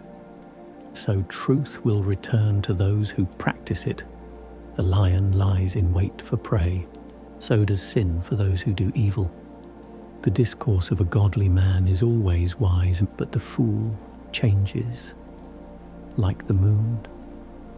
Limit your time among people void of understanding, but persevere among the thoughtful. The talk of fools is offensive. Their laughter is wantonly sinful. Their talk with much swearing makes hair stand upright. Their strife makes others plug their ears. The strife of the proud leads to bloodshed. Their abuse of each other is a grievous thing to hear. He who reveals secrets destroys trust and will not find a close friend. Love a friend and keep faith with him. But if you reveal his secrets, you shall not follow him. For as a man has destroyed his enemy, so you have destroyed the friendship of your neighbor. As a bird which you have released out of your hand, so you have let your neighbor go, and you will not catch him again. Don't pursue him, for he has gone far away, and has escaped like a gazelle out of the snare. For a wound may be bound up, and after abuse there may be reconciliation. But he who reveals secrets is without hope. One who winks the eye contrives evil things, and those who know him will keep their distance.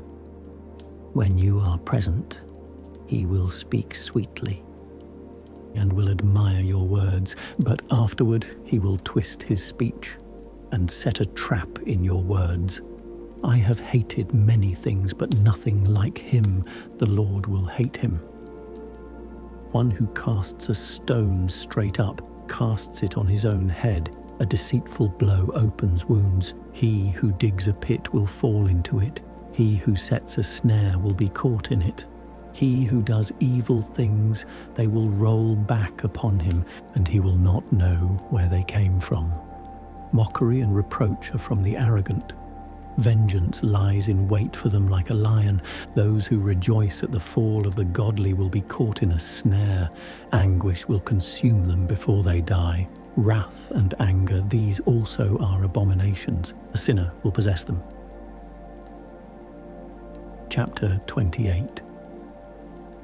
He who takes vengeance will find vengeance from the Lord, and he will surely make his sins firm.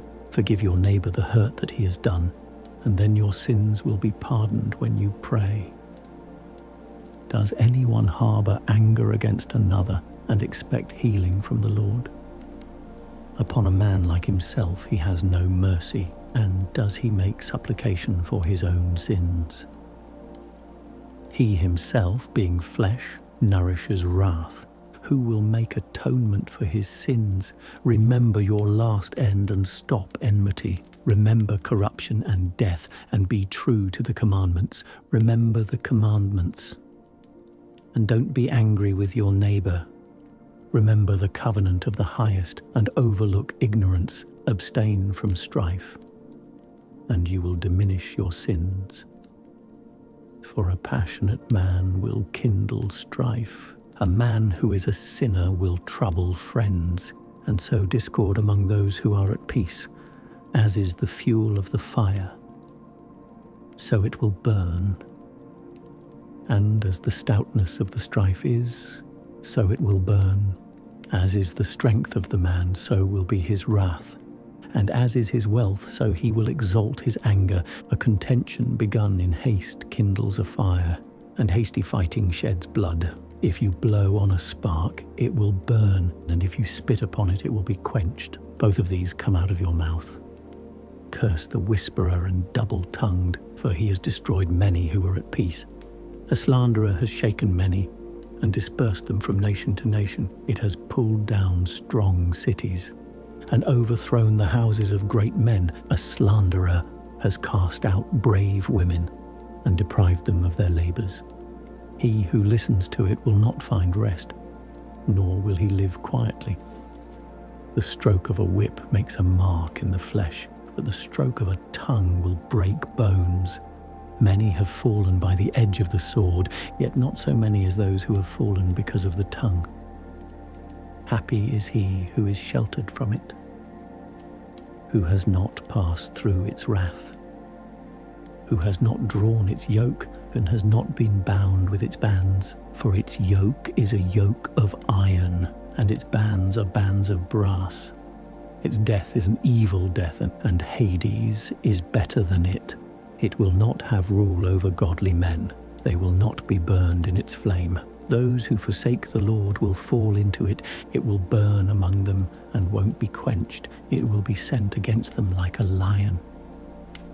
It will destroy them like a leopard, as you hedge your possession about with thorns, and secure your silver and your gold. So make a balance and a weight for your words, and make a door and a bar for your mouth. Take heed lest you slip with it, lest you fall before one who lies in wait. Chapter 29. He who shows mercy will lend to his neighbor. He who strengthens him with his hand keeps the commandments. Lend to your neighbor in time of his need. Repay your neighbor on time. Confirm your word and keep faith with him. And at all seasons you will find what you need. Many have considered a loan to be a windfall, and have given trouble to those who helped them. Until he has received, he will kiss a man's hands. For his neighbor's money, he will speak submissively. Then, when payment is due, he will prolong the time, return excuses, and complain about the season.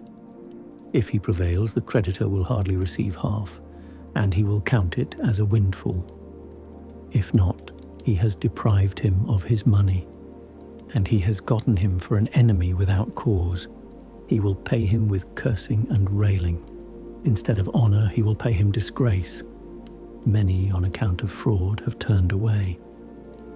They are afraid of being defrauded for nothing. However, be patient with a man in poor estate. Don't keep him waiting for your alms. Help a poor man for the commandment's sake. According to his need, don't send him empty away.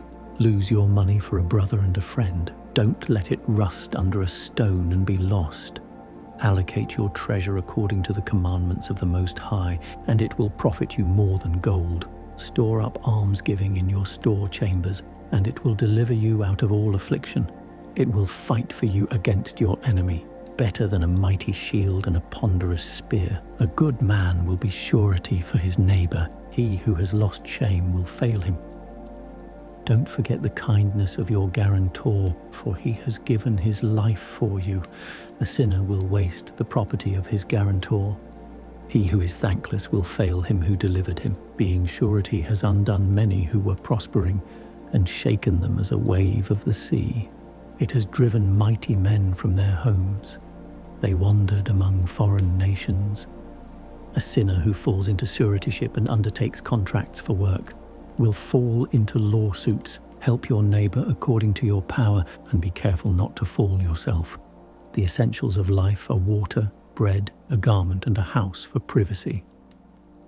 Better is the life of a poor man under a shelter of logs than sumptuous fare in another man's house. With little or with much, be well satisfied. It is a miserable life to go from house to house. Where you are a guest, you dare not open your mouth. You will entertain, serve drinks, and have no thanks. In addition to this, you will hear bitter words. Come here, you sojourner, set a table, and if you have anything in your hand, feed me with it. Leave, you sojourner, for an honored guest is here. My brother has come to be my guest. I need my house. These things are grievous to a man of understanding.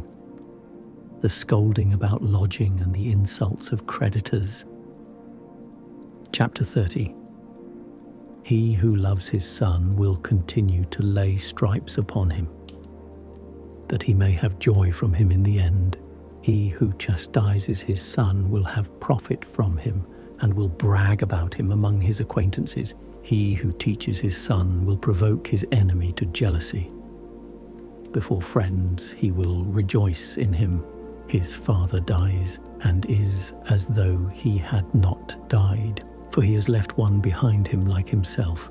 In his life he saw his son and rejoiced. When he died, it was without regret. He left behind him an avenger against his enemies and one to repay kindness to his friends. He who makes too much of his son will bind up his wounds. His heart will be troubled at every cry. An unbroken horse becomes stubborn. An unrestrained son becomes headstrong. Pamper your child and he will make you afraid. Play with him and he will grieve you. Don't laugh with him lest you have sorrow with him, and you gnash your teeth in the end. Give him no liberty in his youth, and don't ignore his follies. Bow down his neck in his youth, and beat him on the sides while he is a child, lest he become stubborn and be disobedient to you, and there be sorrow to your soul. Chastise your son and give him work, lest his shameless behavior be an offense to you. Better is a poor man who is healthy and fit than a rich man who is afflicted in his body. Health and fitness are better than all gold, and a strong body better than wealth without measure. There is no wealth better than health of body. There is no gladness above the joy of the heart. Death is better than a bitter life, and eternal rest than a continual sickness. Good things poured out upon a mouth that is closed are like food offerings laid upon a grave. What does an offering profit an idol? For it can't eat or smell. So is he who is punished by the Lord, seeing with his eyes and groaning like a eunuch embracing a virgin and groaning. Don't give your soul to sorrow. Don't afflict yourself deliberately. Gladness of heart is the life of a man. Cheerfulness of a man lengthens his days. Love your own soul and comfort your heart. Remove sorrow far from you. For sorrow has destroyed many, and there is no profit in it. Envy and wrath shorten life. Anxiety brings old age before its time. Those who are cheerful and merry will benefit from their food. Chapter 31. Wakefulness that comes from riches consumes the flesh, and anxiety about it takes away sleep. Wakeful anxiety will crave slumber. In a severe disease, sleep will be broken. A rich man toils in gathering money together. When he rests, he is filled with his good things.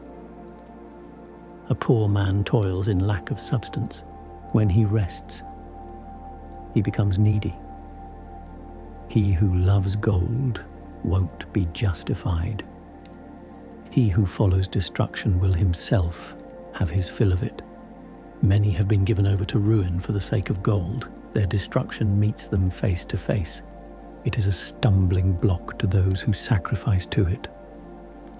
Every fool will be taken by it. Blessed is the rich person who is found blameless and who doesn't go after gold. Who is he that we may call him blessed? For he has done wonderful things among his people. Who has been tried by it and found perfect? And let him boast. Who has had the power to transgress and has not transgressed, and to do evil and has not done it? His prosperity will be made sure. The congregation will proclaim his alms. Do you sit at a great table? Don't be greedy there. Don't say, there is a lot of food on it. Remember that a greedy eye is a wicked thing. What has been created more greedy than an eye? Therefore it sheds tears from every face. Don't stretch your hand wherever it looks. Don't thrust yourself with it into the dish. Consider your neighbor's feelings by your own. Be discreet in every point. Eat like a human being those things which are set before you. Don't eat greedily lest you be hated. Be first to stop for manners' sake. Don't be insatiable lest you offend. And if you sit among many, don't reach out your hand before them. How sufficient to a well-mannered man is a very little. He doesn't breathe heavily in his bed. Healthy sleep comes from moderate eating. He rises early and his wits are with him. The pain of wakefulness, colic, and griping are with an insatiable man. And if you have been forced to eat, Rise up in the middle of it, and you shall have rest. Hear me, my son, and don't despise me, and in the end you will appreciate my words. In all your works be skillful, and no disease will come to you. People bless him who is liberal with his food. The testimony of his excellence will be believed. The city will murmur at him who is stingy with his food. The testimony of his stinginess will be accurate. Don't show yourself valiant in wine, for wine has destroyed many. The furnace tests the temper of steel by dipping. So does wine test hearts in the quarreling of the proud. Wine is as good as life to men if you drink it in moderation. What life is there to a man who is without wine? It has been created to make men glad.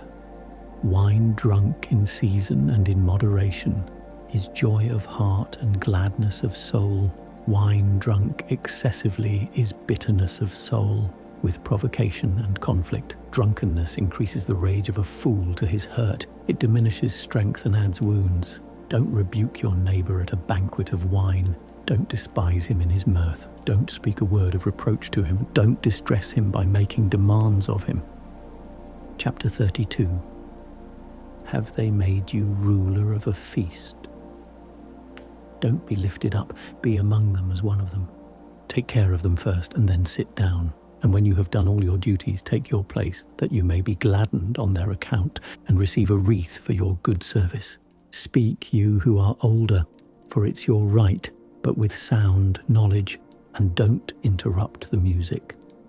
Don't pour out talk where there is a performance of music, and don't display your wisdom at the wrong time. As a ruby signet in a setting of gold, so is a music concert at a wine banquet. As an emerald signet in a work of gold, so is musical melody with pleasant wine. Speak, young man, if you are obliged to, but no more than twice, and only if asked. Sum up your speech, many things in few words. Be as one who knows and yet holds his tongue. When among great men, don't behave as their equal. When another is speaking, don't babble. Lightning speeds before thunder. Approval goes before one who is modest. Rise up in good time and don't be last. Go home quickly and don't loiter. Amuse yourself there and do what is in your heart. Don't sin by proud speech, for these things bless your Maker, who gives you to drink freely of his good things. He who fears the Lord will receive discipline. Those who seek him early will find favor. He who seeks the law shall be filled with it, but the hypocrite will stumble at it. Those who fear the Lord will find true judgment and will kindle righteous acts like a light. A sinful man shuns reproof and will find a judgment according to his will. A sensible person won't neglect a thought. An insolent and proud man won't crouch in fear. Even after he has done a thing by himself without counsel, do nothing without counsel, but when you have acted, don't regret it. Don't go in a way of conflict. Don't stumble in stony places. Don't be overconfident on a smooth road. Beware of your own children. In every work, guard your own soul. For this is the keeping of the commandments.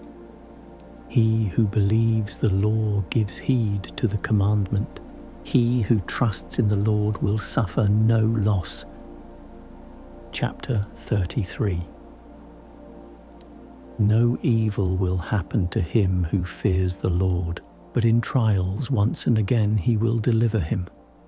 A wise man will not hate the law, but he who is a hypocrite about it is like a boat in a storm.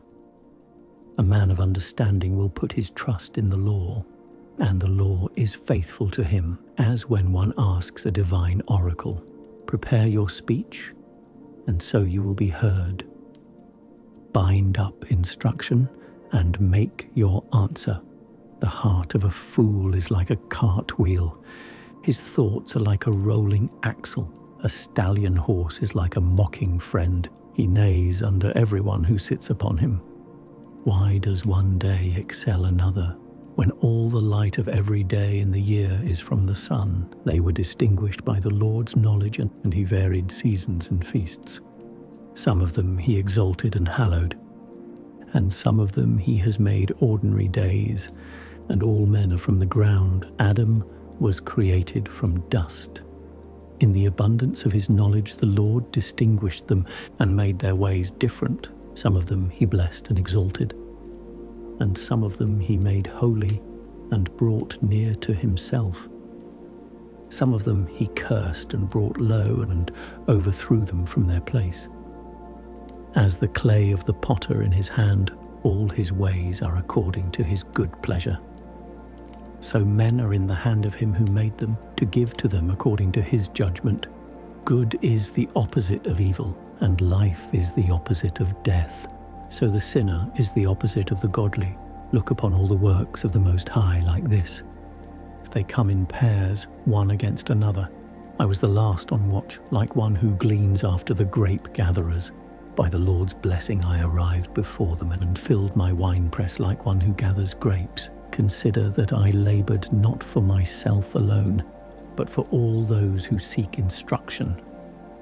Hear me, you great men of the people, and listen with your ears, you rulers of the congregation. To son and wife, to brother and friend, don't give power over yourself while you live, and don't give your goods to another, lest you regret it and must ask for them.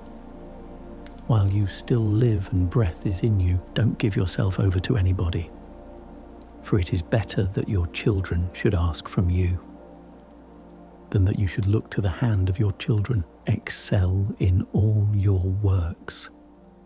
Don't bring a stain on your honor. In the day that you end the days of your life, in the time of death, distribute your inheritance. Fodder, a stick, and burdens are for a donkey. Bread, discipline, and work are for a servant. Set your slave to work, and you will find rest. Leave his hands idle, and he will seek liberty. Yoke and whip will bow the neck. For an evil slave there are racks and tortures.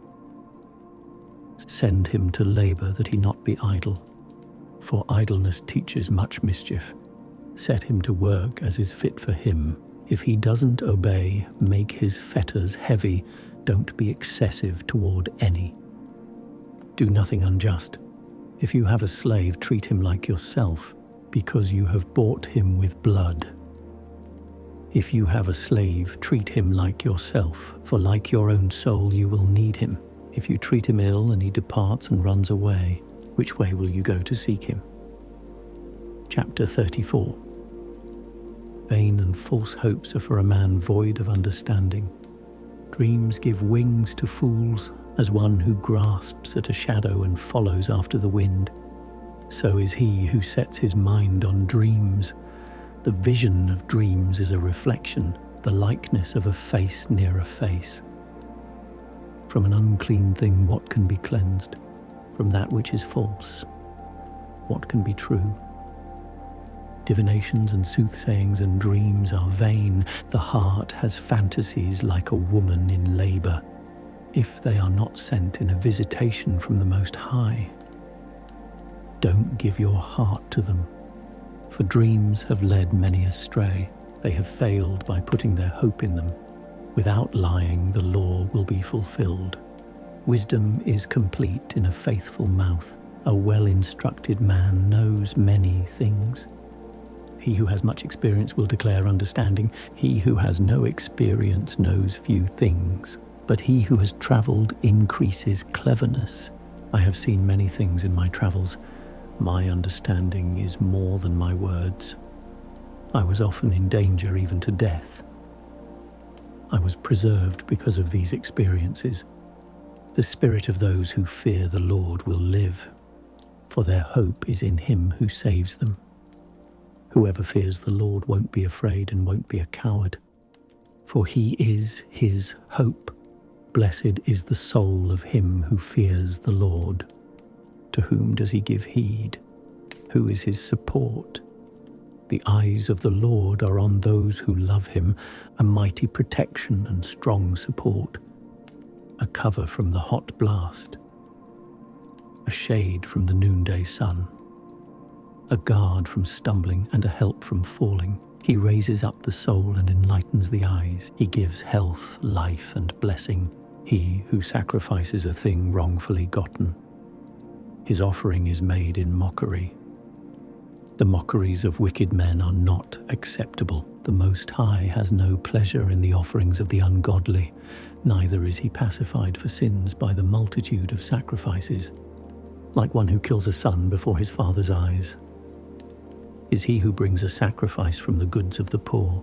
The bread of the needy is the life of the poor. He who deprives him of it is a man of blood. Like one who murders his neighbor is he who takes away his living. Like a shedder of blood is he who deprives a hireling of his hire. When one builds and another pulls down, what profit do they have but toil? When one prays and another curses, whose voice will the Lord listen to? He who washes himself after touching a dead body and touches it again, what does he gain by his washing? Even so, a man fasting for his sins and going again and doing the same, who will listen to his prayer? What profit does he have in his humiliation? Chapter 35. He who keeps the law multiplies offerings. He who heeds the commandments sacrifices a peace offering. He who returns a kindness offers fine flour. He who gives alms sacrifices a thank offering. To depart from wickedness pleases the Lord.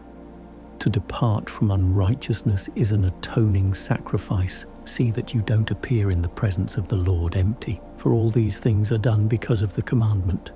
The offering of the righteous enriches the altar. The sweet fragrance of it is before the Most High. The sacrifice of a righteous man is acceptable. It won't be forgotten. Glorify the Lord with generosity. Don't reduce the first fruits of your hands. In every gift show a cheerful countenance, and dedicate your tithe with gladness. Give to the Most High according as he has given. As your hand has found, give generously, for the Lord repays, and he will repay you sevenfold. Don't plan to bribe him with gifts, for he will not receive them. Don't set your mind on an unrighteous sacrifice, for the Lord is the judge. And with him is no respect of persons. He won't accept any person against a poor man. He will listen to the prayer of him who is wronged. He will in no way despise the supplication of the fatherless, or the widow when she pours out her tale. Don't the tears of the widow run down her cheek? Isn't her cry against him who has caused them to fall? He who serves God according to his good pleasure will be accepted. His supplication will reach to the clouds. The prayer of the humble pierces the clouds. Until it comes near, he will not be comforted. He won't depart until the Most High visits, and he judges righteously and executes judgment. And the Lord will not be slack, neither will he be patient toward them, until he has crushed the loins of the unmerciful. He will repay vengeance to the heathen, until he has taken away the multitude of the arrogant, and broken in pieces the scepters of the unrighteous, until he has rendered to every man according to his deeds, and repaid the works of men according to their plans, until he has judged the cause of his people, and he will make them rejoice in his mercy. Mercy is as welcome in the time of his affliction as clouds of rain in the time of drought. Chapter 36. Have mercy upon us, O Lord, the God of all, and look at us with favor, and send your fear upon all the nations. Lift up your hand against the foreign nations, and let them see your mighty power. As you showed your holiness in us before them, so be magnified in them before us. Let them know you as we also have known you, that there is no God but only you, O God. Show new signs and work various wonders. Glorify your hand and your right arm. Raise up indignation and pour out wrath. Take away the adversary and destroy the enemy. Hasten the time and remember your oath. Let them declare your mighty works. Let him who escapes be devoured by raging fire. May those who harm your people find destruction. Crush the heads of the rulers of the enemies. who say, "There is no one but ourselves." Gather all the tribes of Jacob together and take them for your inheritance, as from the beginning.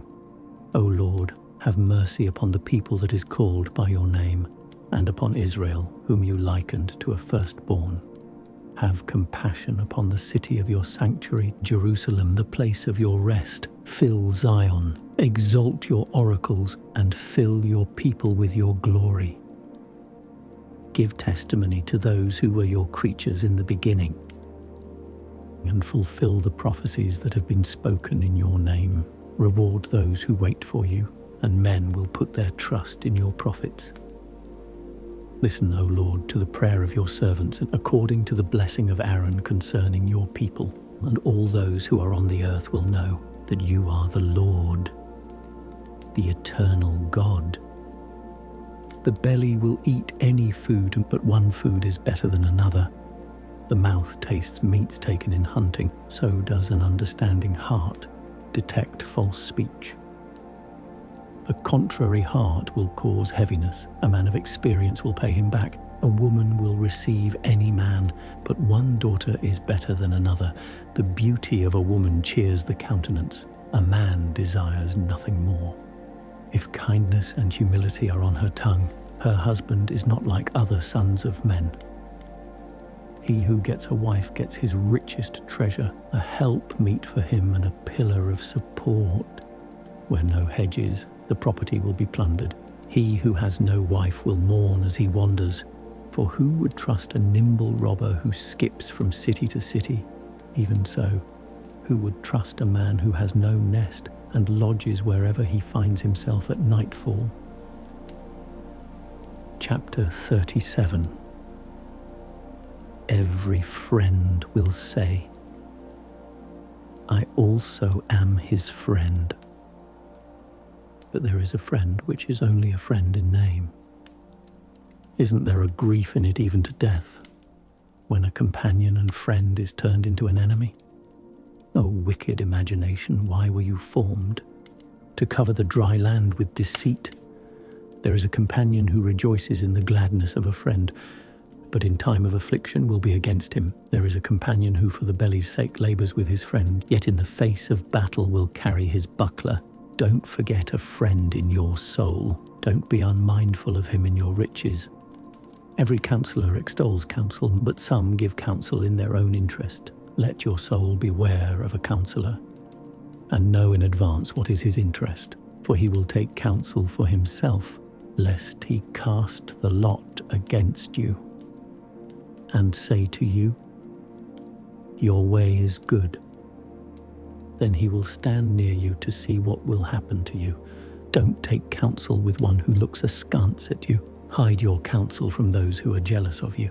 Don't consult with a woman about her rival, with a coward about war, with a merchant about business, with a buyer about selling, with an envious man about thankfulness, with an unmerciful man about kindliness, with a sluggard about any kind of work, with a hireling in your house about finishing his work, or with an idle servant about much business. Pay no attention to these in any matter of counsel, but rather be continually with a godly man, whom you know to be a keeper of the commandments, who in his soul is as your own soul, and who will grieve with you if you fail. Make the counsel of your heart stand, for there is no one more faithful to you than it. For a man's soul is sometimes inclined to inform him, better than 7 watchmen who sit on high on a watchtower. Above all this, ask the Most High, that he may direct your way in truth. Let reason be the beginning of every work. Let counsel go before every action. As a token of the changing of the heart, 4 kinds of things rise up: good and evil, life and death. That which rules over them continually is the tongue. There is one who is clever and the instructor of many, and yet is unprofitable to his own soul. There is one who is subtle in words and is hated. He will be destitute of all food. For grace was not given to him from the Lord, because he is deprived of all wisdom. There is one who is wise to his own soul, and the fruits of his understanding are trustworthy in the mouth. A wise man will instruct his own people. The fruits of his understanding are trustworthy. A wise man will be filled with blessing. All those who see him will call him happy. The life of a man is counted by days. The days of Israel are innumerable. The wise man will inherit confidence among his people. His name will live forever. My son, test your soul in your life. See what is evil for it, and don't give in to it. For not all things are profitable for all men. Not every soul has pleasure in everything. Don't be insatiable in any luxury, and don't be greedy in the things that you eat. For overeating brings disease, and gluttony causes nausea. Because of gluttony, many have perished, but he who takes heed shall prolong his life. Chapter 38. Honor a physician according to your need with the honors due to him, for truly the Lord has created him. For healing comes from the Most High, and he shall receive a gift from the King. The skill of the physician will lift up his head. He will be admired in the sight of great men. The Lord created medicines out of the earth. A prudent man will not despise them. Wasn't water made sweet with wood that its power might be known? He gave men skill, that he might be glorified in his marvelous works. With them he heals and takes away pain. With these the pharmacist makes a mixture. God's works won't be brought to an end. From him peace is upon the face of the earth. My son, in your sickness don't be negligent, but pray to the Lord, and he will heal you. Put away wrongdoing and direct your hands in righteousness. Cleanse your heart from all sin. Give a sweet savor and a memorial of fine flour, and pour oil on your offering, according to your means. Then give place to the physician, for truly the Lord has created him. Don't let him leave you, for you need him. There is a time when recovery is in their hands, for they also shall ask the Lord to prosper them in diagnosis and in healing for the maintenance of life. He who sins before his Maker, let him fall into the hands of the physician. My son, let your tears fall over the dead, and as one who suffers grievously, begin lamentation. Wind up his body with due honor. Don't neglect his burial. Make bitter weeping and make passionate wailing. Let your mourning be according to his merit for 1 day or 2, lest you be spoken evil of, and so be comforted for your sorrow, for from sorrow comes death. Sorrow of heart saps one's strength. In calamity, sorrow also remains. A poor man's life is grievous to the heart. Don't give your heart to sorrow. Put it away, remembering the end. Don't forget it, for there is no returning again. You do him no good, and you would harm yourself. Remember his end, for so also will yours be, yesterday for him, and today for you. When the dead is at rest, let his remembrance rest. Be comforted for him when his spirit departs from him.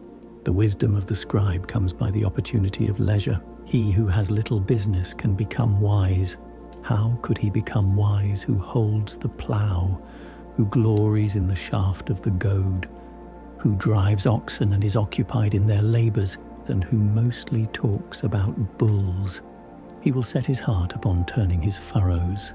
His lack of sleep is to give his heifers their fodder. So is every craftsman and master artisan, who passes his time by night as by day, those who cut engravings of signets. His diligence is to make great variety. He sets his heart to preserve likeness in his portraiture, and is careful to finish his work. So too is the smith sitting by the anvil and considering the unwrought iron. The smoke of the fire will waste his flesh. He toils in the heat of the furnace. The noise of the hammer deafens his ear. His eyes are upon the pattern of the object. He will set his heart upon perfecting his works. He will be careful to adorn them perfectly. So is the potter sitting at his work and turning the wheel around with his feet, who is always anxiously set at his work. He produces his handiwork in quantity. He will fashion the clay with his arm and will bend its strength in front of his feet. He will apply his heart to finish the glazing. He will be careful to clean the kiln. All these put their trust in their hands.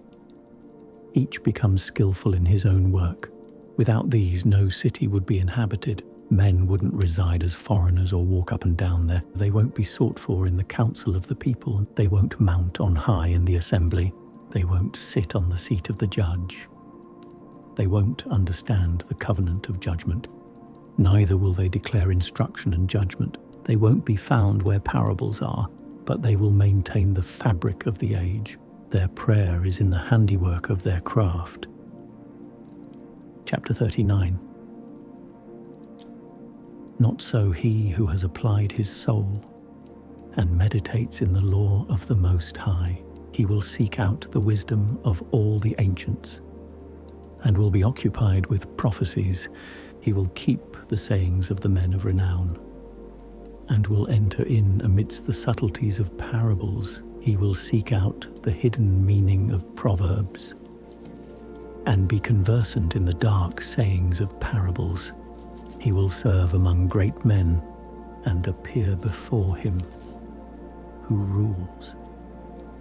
He will travel through the land of foreign nations, for he has learned what is good and evil among men. He will apply his heart to return early to the Lord who made him, and will make supplication before the Most High, and will open his mouth in prayer, and will ask for pardon for his sins.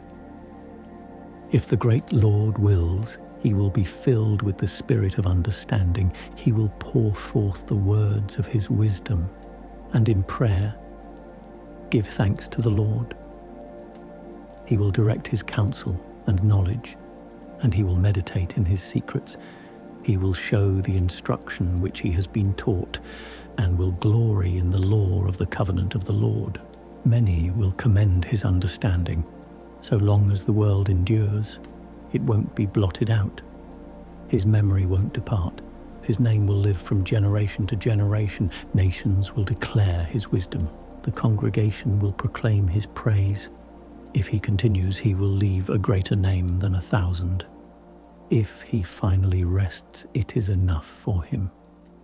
Yet more I will utter which I have thought about. I am filled like the full moon.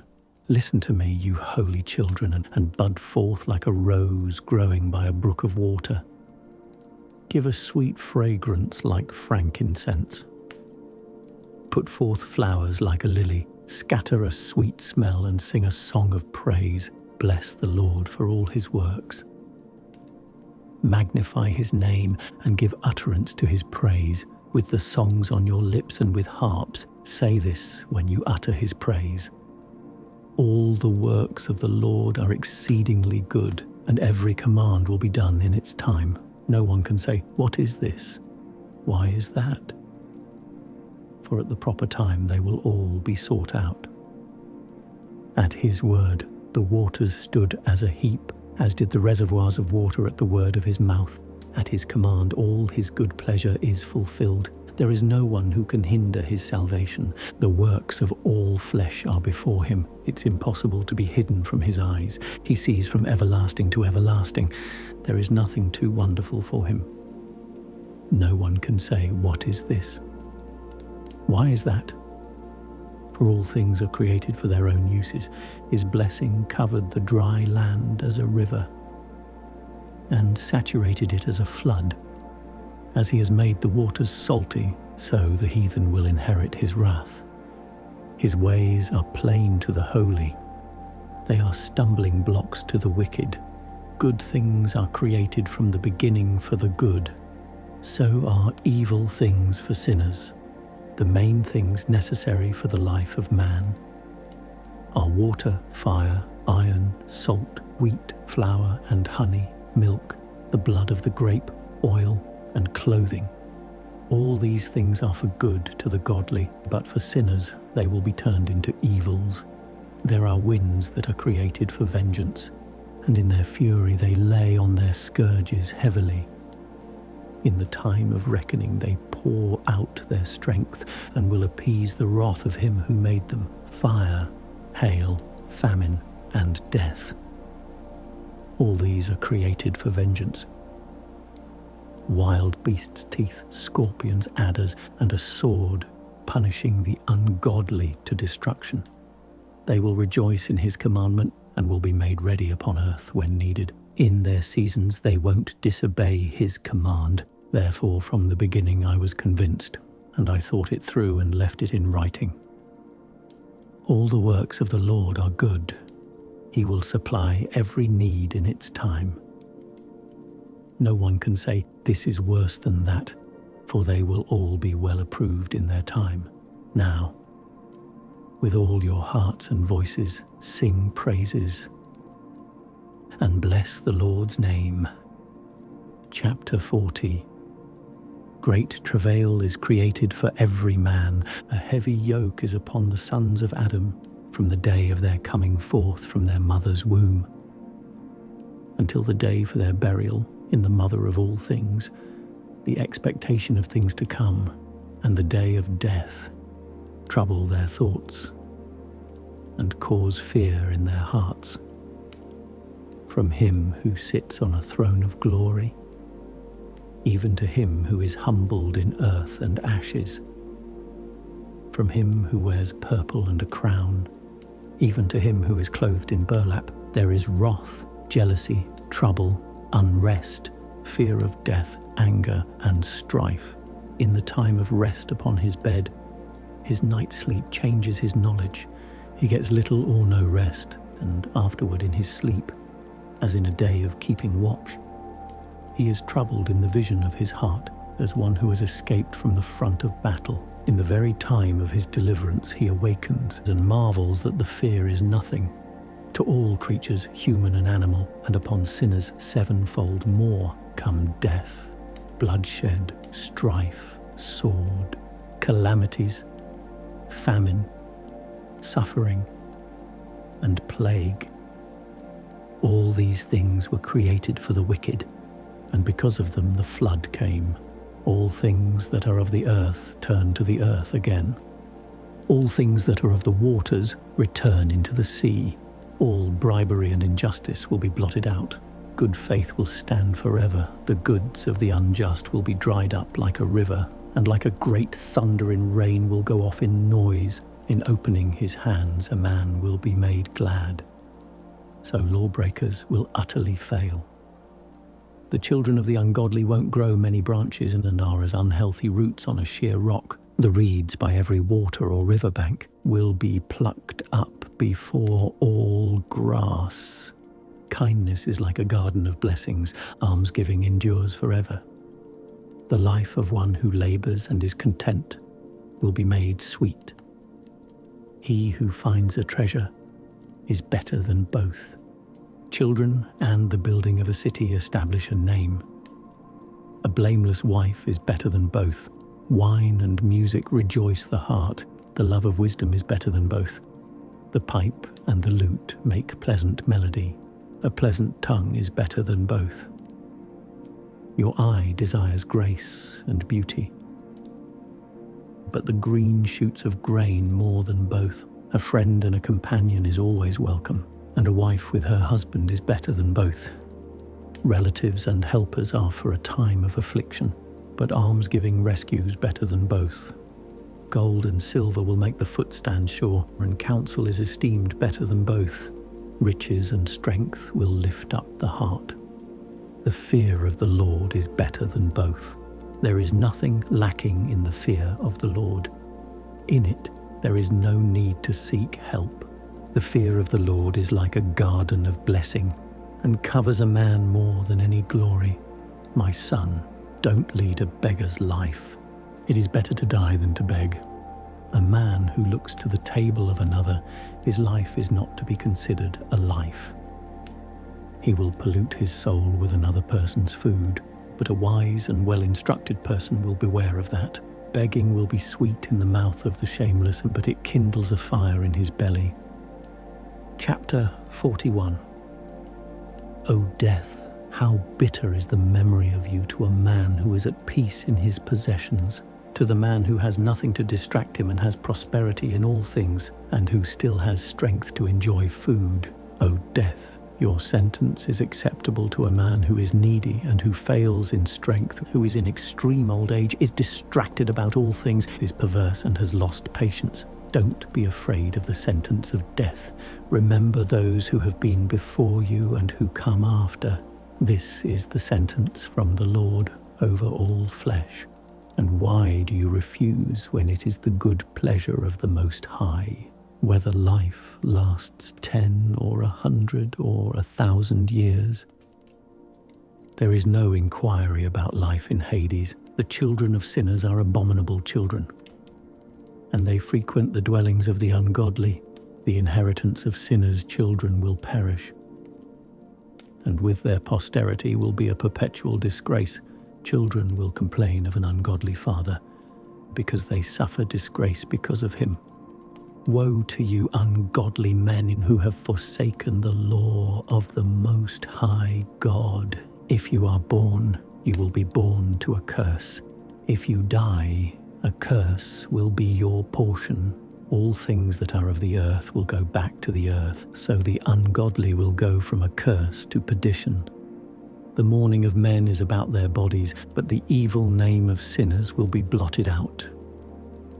Have regard for your name, for it continues with you longer than 1,000 great treasures of gold. A good life has its number of days, but a good name continues forever. My children, follow instruction in peace, but wisdom that is hidden and a treasure that is not seen. What benefit is in them both? Better is a man who hides his foolishness than a man who hides his wisdom. Therefore, show respect for my words, for it is not good to retain every kind of shame. Not everything is approved by all in good faith. Be ashamed of sexual immorality before father and mother, of a lie before a prince and a mighty man, of an offense before a judge and ruler, of iniquity before the congregation and the people, of unjust dealing before a partner and friend, and of theft in the place where you sojourn. Be ashamed in regard of the truth of God and his covenant, of leaning on your elbow at dinner, of contemptuous behavior in the matter of giving and taking, of silence before those who greet you, of looking at a woman who is a prostitute, of turning away your face from a kinsman, of taking away a portion or a gift, of gazing at a woman who has a husband, of meddling with his maid and don't come near her bed, of abusive speech to friends, and after you have given don't insult, of repeating and speaking what you have heard, and of revealing of secrets. So you will be ashamed of the right things and find favor in the sight of every man what you want. Chapter 42. Don't be ashamed of these things, and don't sin to save face. Of the law of the Most High and his covenant, of judgment to do justice to the ungodly, of reckoning with a partner and with travellers, of a gift from the inheritance of friends, of exactness of scales and weights, of getting much or little, of bargaining, dealing with merchants, of frequent correction of children, and of making the back of an evil slave to bleed. A seal is good where an evil wife is. Where there are many hands, lock things up. Whatever you hand over, let it be by number and weight, in giving and receiving. Let all be in writing. Don't be ashamed to instruct the unwise and foolish, and one of extreme old age who contends with those who are young. So you will be well instructed indeed, and approved in the sight of every living man. A daughter is a secret cause of wakefulness to a father. Care for her takes away sleep in her youth, lest she pass the flower of her age. When she is married, lest she should be hated in her virginity, lest she should be defiled and be with child in her father's house. When she has a husband, lest she should transgress, and when she is married, lest she should be barren. Keep a strict watch over a headstrong daughter, lest she make you a laughingstock to your enemies, a byword in the city and notorious among the people, and shame you in public. Don't gaze at every beautiful body. Don't sit in the midst of women. For from garments comes a moth, and from a woman comes a woman's wickedness. Better is the wickedness of a man than a pleasant woman, a woman who puts you to shame and disgrace. I will make mention now of the works of the Lord, and will declare the things that I have seen. The Lord's works are in his words. The sun that gives light looks at all things. The Lord's work is full of his glory. The Lord has not given power to the saints to declare all his marvelous works, which the Almighty Lord firmly settled, that the universe might be established in his glory. He searches out the deep and the heart. He has understanding of their secrets, for the Most High knows all knowledge. He sees the signs of the world. He declares the things that are past and the things that shall be, and reveals the traces of hidden things. No thought escapes him. There is not a word hidden from him. He has ordered the mighty works of his wisdom. He is from everlasting to everlasting. Nothing has been added to them, nor diminished from them. He had no need of any counselor. How desirable are all his works. One may see this even in a spark. All these things live and remain forever, in all manner of uses. They are all obedient. All things are in pairs, one opposite the other. He has made nothing imperfect. One thing establishes the good things of another. Who could ever see enough of his glory? Chapter 43. The pride of the heavenly heights is the clear sky, the appearance of heaven in the spectacle of its glory. The sun, when it appears, bringing tidings as it rises, is a marvelous instrument, the work of the Most High. At noon it dries up the land. Who can stand against its burning heat? A man tending a furnace is in burning heat, but the sun 3 times more, burning up the mountains, breathing out fiery vapors and sending out bright beams. It blinds the eyes. Great is the Lord who made it. At his word he hastens on its course. The moon marks the changing seasons, declares times, and is a sign for the world. From the moon is the sign of feast days, a light that wanes when it completes its course. The month is called after its name, increasing wonderfully in its changing. An instrument of the army on high, shining in the structure of heaven, the beauty of heaven, the glory of the stars, an ornament giving light in the highest places of the Lord. At the word of the Holy One, they will stand in due order. They won't faint in their watches. Look at the rainbow and praise him who made it. It is exceedingly beautiful in its brightness. It encircles the sky with its glorious circle. The hands of the Most High have stretched it out. By his commandment he makes the snow fall, and swiftly sends the lightnings of his judgment. Therefore the storehouses are opened, and clouds fly out like birds. By his mighty power he makes the clouds strong, and the hailstones are broken in pieces. At his appearing the mountains will be shaken. At his will the south wind will blow. The voice of his thunder rebukes the earth. So does the northern storm and the whirlwind. Like birds flying down, he sprinkles the snow. It falls down like the lighting of locusts. The eye is dazzled at the beauty of its whiteness. The heart is amazed as it falls. He also pours out frost on the earth like salt. When it freezes, it has points like thorns. The cold north wind blows, and ice freezes on the water. It settles on every pool of water. The water puts it on like it was a breastplate. It will devour the mountains, burn up the wilderness, and consume the green grass like fire. A mist coming speedily heals all things. A dew coming after heat brings cheerfulness. By his counsel, he has calmed the deep and planted islands in it. Those who sail on the sea tell of its dangers. We marvel when we hear it with our ears. there are also those strange and wondrous works in it, variety of all that has life and the huge creatures of the sea. Because of him, his messengers succeed. By his word, all things hold together. We may say many things but couldn't say enough. The summary of our words is, he is everything. How could we have strength to glorify him? For he is himself the greater than all his works. The Lord is awesome and exceedingly great. His power is marvelous. Glorify the Lord and exalt him as much as you can, for even yet he will surpass that. When you exalt him, summon your full strength. Don't be weary, because you can't praise him enough. Who has seen him that he may describe him? Who can magnify him as he is? Many things greater than these are hidden, for we have seen just a few of his works. For the Lord made all things. He gave wisdom to the godly. Chapter 44. Let us now praise famous men, our ancestors in their generations. The Lord created great glory in them, his mighty power from the beginning. Some ruled in their kingdoms, and were men renowned for their power, giving counsel by their understanding.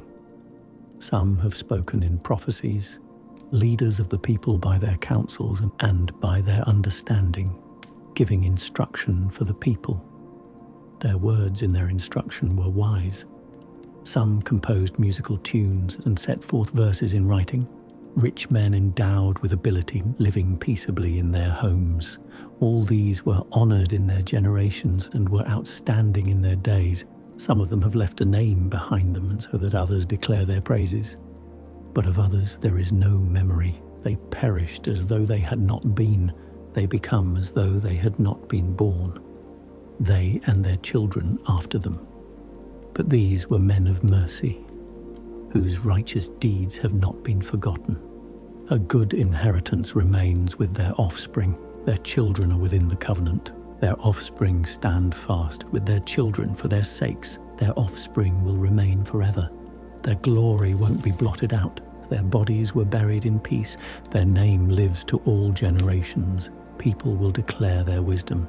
The congregation proclaims their praise. Enoch pleased the Lord and was taken up, an example of repentance to all generations. Noah was found perfect and righteous. In the season of wrath, he kept the race alive. Therefore, a remnant was left on the earth. When the flood came, everlasting covenants were made with him, that all flesh should no more be blotted out by a flood. Abraham was a great father of a multitude of nations. There was none found like him in glory, who kept the law of the Most High and was taken into covenant with him. In his flesh he established the covenant. When he was tested, he was found faithful. Therefore he assured him by an oath that the nations would be blessed through his offspring, that he would multiply him like the dust of the earth, exalt his offspring like the stars, and cause them to inherit from sea to sea, and from the Euphrates River to the utmost parts of the earth. In Isaac also he established the same assurance for Abraham, his father's sake, the blessing of all men, and the covenant. He made it rest upon the head of Jacob. He acknowledged him in his blessings, gave to him by inheritance, and divided his portions. He distributed them among 12 tribes. Chapter 45. He brought out of him a man of mercy who found favor in the sight of all people, a man loved by God and men, even Moses, whose memory is blessed. He made him equal to the glory of the saints, and magnified him in the fears of his enemies. By his words he caused the wonders to cease. God glorified him in the sight of kings. He gave him commandments for his people, and showed him part of his glory. He sanctified him in his faithfulness and meekness. He chose him out of all people. He made him to hear his voice, led him into the thick darkness, and gave him commandments face to face, even the law of life and knowledge, and that he might teach Jacob the covenant, and Israel his judgments. He exalted Aaron, a holy man like Moses, even his brother. of the tribe of Levi. He established an everlasting covenant with him and gave him the priesthood of the people. He blessed him with stateliness and dressed him in a glorious robe. He clothed him in perfect splendor and strengthened him with symbols of authority, the linen trousers, the long robe, and the ephod. He encircled him with pomegranates, with many golden bells around him, to make a sound as he went, to make a sound that might be heard in the temple for a reminder for the children of his people, with a holy garment, with gold, blue, and purple, the work of the embroiderer, with an oracle of judgment, Urim and Thummim, with twisted scarlet, the work of the craftsman, with precious stones engraved like a signet, in a setting of gold, the work of the jeweler, for a reminder engraved in writing, after the number of the tribes of Israel, with a crown of gold upon the mitre, having engraved on it, as on a signet, holiness, an ornament of honour, the work of an expert, the desires of the eyes, goodly and beautiful. Before him there never have been anything like it. No stranger put them on, but only his sons and his offspring perpetually. His sacrifices shall be wholly burned, twice every day continually. Moses consecrated him and anointed him with holy oil. It was an everlasting covenant with him and to his offspring all the days of heaven, to minister to the Lord, to serve as a priest, and to bless his people in his name. He chose him out of all living to offer sacrifice to the Lord, incense and a sweet fragrance for a memorial, to make atonement for your people. He gave to him in his commandments authority, in the covenants of judgments, to teach Jacob the testimonies and to enlighten Israel in his law. Strangers conspired against him and envied him in the wilderness, Dathan and Abiram with their company, and the congregation of Korah with wrath and anger. The Lord saw it, and it displeased him. In the wrath of his anger they were destroyed. He did wonders upon them, to consume them with flaming fire. He added glory to Aaron and gave him a heritage. He divided to him the first fruits of the increase, and prepared bread of first fruits in abundance, for they eat the sacrifices of the Lord, which he gave to him and to his offspring. However, in the land of the people, he has no inheritance, and he has no portion among the people, for the Lord himself is your portion and inheritance.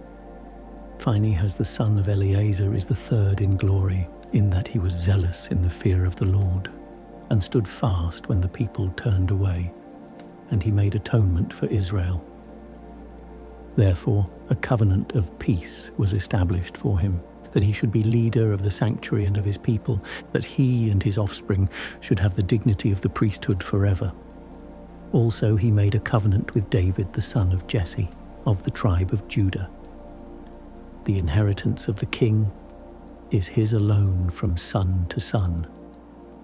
So the inheritance of Aaron is also to his seed. May God give you wisdom in your heart to judge his people in righteousness, that their good things may not be abolished, and that their glory may endure for all their generations.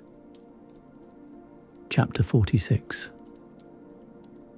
Joshua the son of Nun was valiant in war, and was the successor of Moses in prophecies. He was made great according to his name, for the saving of God's elect, to take vengeance on the enemies that rose up against them, that he might give Israel their inheritance.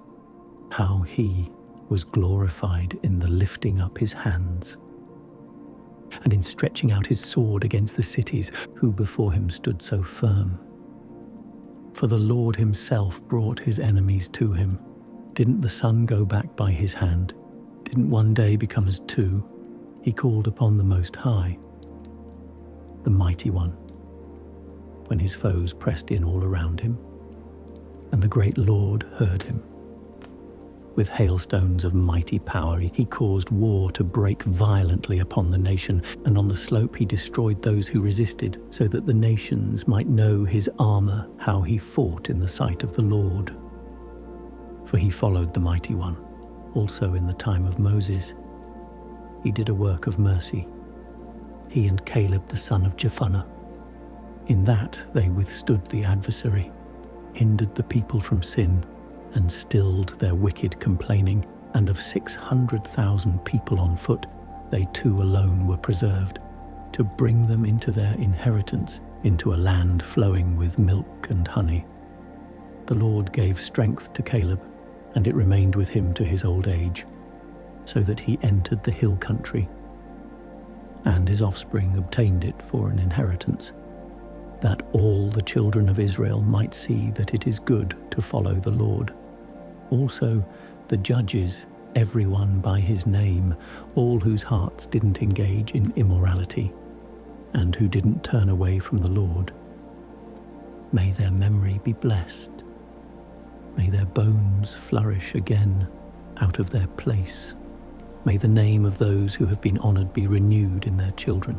Samuel, the prophet of the Lord, loved by his Lord, established a kingdom and anointed princes over his people. By the law of the Lord he judged the congregation, and the Lord watched over Jacob. By his faithfulness he was proved to be a prophet. By his words he was known to be faithful in vision. When his enemies pressed on him on every side, he called upon the Lord, the Mighty One, with the offering of the suckling lamb. Then the Lord thundered from heaven. He made his voice heard with a mighty sound. He utterly destroyed the rulers of the Tyrians and all the princes of the Philistines before the time of his age-long sleep.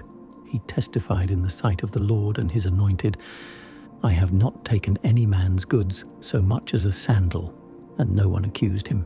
Even after he fell asleep, he prophesied and showed the king his end, and lifted up his voice from the earth in prophecy, to blot out the wickedness of the people. Chapter 47. After him, Nathan rose up to prophesy in the days of David. As is the fat when it is separated from the peace offering, so was David separated from the children of Israel. He played with lions as with kids, and with bears as with lambs of the flock. In his youth didn't he kill a giant and take away reproach from the people, when he lifted up his hand with a sling stone and beat down the boasting Goliath? For he called upon the Most High Lord, and he gave him strength in his right hand, to kill a man mighty in war, to exalt the horn of his people. So they glorified him for his tens of thousands, and praised him for the blessings of the Lord, in that a glorious diadem was given to him. For he destroyed the enemies on every side, and defeated the Philistines his adversaries. He broke their horn in pieces to this day. In every work of his he gave thanks to the Holy One Most High with words of glory. He sang praise with his whole heart, and loved him who made him. He set singers before the altar, to make sweet melody by their music. He gave beauty to the feasts, and set in order the seasons to completion, while they praised his holy name, and the sanctuary resounded from early morning. The Lord took away his sins and exalted his horn forever. He gave him a covenant of kings and a glorious throne in Israel. After him a wise son rose up, who because of him lived in security. Solomon reigned in days of peace. God gave him rest all around, that he might set up a house for his name, and prepare a sanctuary forever. How wise you were made in your youth, and filled as a river with understanding. Your influence covered the earth, and you filled it with parables and riddles. Your name reached to the faraway islands, and you were loved for your peace. For your songs, proverbs, parables, and interpretations, the countries marveled at you. By the name of the Lord God, who is called the God of Israel, that you gathered gold like tin, and multiplied silver like lead. You bowed your loins to women, and in your body you were brought into subjection. You blemished your honor and defiled your offspring to bring wrath upon your children. I was grieved for your folly, because the sovereignty was divided and a disobedient kingdom ruled out of Ephraim. But the Lord will never forsake his mercy. He won't destroy any of his works, nor blot out the posterity of his elect. He won't take away the offspring of him who loved him. He gave a remnant to Jacob, and to David a root from his own family. So Solomon rested with his fathers. Of his offspring he left behind him Rehoboam, the foolishness of the people, and one who lacked understanding and who made the people revolt by his counsel. Also Jeroboam, the son of Nebat, who made Israel to sin, and gave a way of sin to Ephraim. Their sins were multiplied exceedingly until they were removed from their land. For they sought out all manner of wickedness until vengeance came upon them. Chapter 48. Then Elijah arose, the prophet like fire. His word burned like a torch. He brought a famine upon them, and by his zeal made them few in number. By the word of the Lord he shut up the heavens. He brought down fire 3 times. How you were glorified, O Elijah, in your wondrous deeds. Whose glory is like yours? You raised up a dead man from death, from Hades, by the word of the Most High. You brought down kings to destruction and honorable men from their sickbeds. You heard rebuke in Sinai and judgments of vengeance in Horeb. You anointed kings for retribution and prophets to succeed after you. You were taken up in a tempest of fire, in a chariot of fiery horses. You were recorded for reproofs in their seasons and to pacify anger before it broke out into wrath, to turn the heart of the father to the son, and to restore the tribes of Jacob. Blessed are those who saw you, and those who have been beautified with love, for we also shall surely live. Elijah was wrapped in a whirlwind. Elisha was filled with his spirit. In his days he was not moved by the fear of any ruler, and no one brought him into subjection. Nothing was too hard for him. When he was buried, his body prophesied. As in his life he did wonders, so his works were also marvelous in death. For all this the people didn't repent. They didn't depart from their sins until they were carried away as a plunder from their land and were scattered through all the earth. The people were left very few in number, but with a ruler from the house of David. Some of them did that which was right, but some multiplied sins. Hezekiah fortified his city and brought water into its midst. He tunneled through rock with iron and built cisterns for water. In his days, Sennacherib invaded and sent Rabshakeh and departed. He lifted up his hand against Zion and boasted great things in his arrogance. Then their hearts and their hands were shaken, and they were in pain as women in labor. But they called upon the Lord who is merciful, spreading out their hands to him. The Holy One quickly heard them out of heaven and delivered them by the hand of Isaiah. He struck the camp of the Assyrians, and his angel utterly destroyed them. For Hezekiah did that which was pleasing to the Lord, and was strong in the ways of his ancestor David, which Isaiah the prophet commanded, who was great and faithful in his vision. In his days the sun went backward. He prolonged the life of the king. He saw by an excellent spirit what would come to pass in the future, and he comforted those who mourned in Zion. He showed the things that would happen through the end of time, and the hidden things before they came. Chapter 49. The memory of Josiah is like the composition of incense. Prepared by the work of the perfumer, it will be sweet as honey in every mouth, and like music at a banquet of wine. He did what was right in the reforming of the people, and took away the abominations of iniquity. He set his heart right toward the Lord.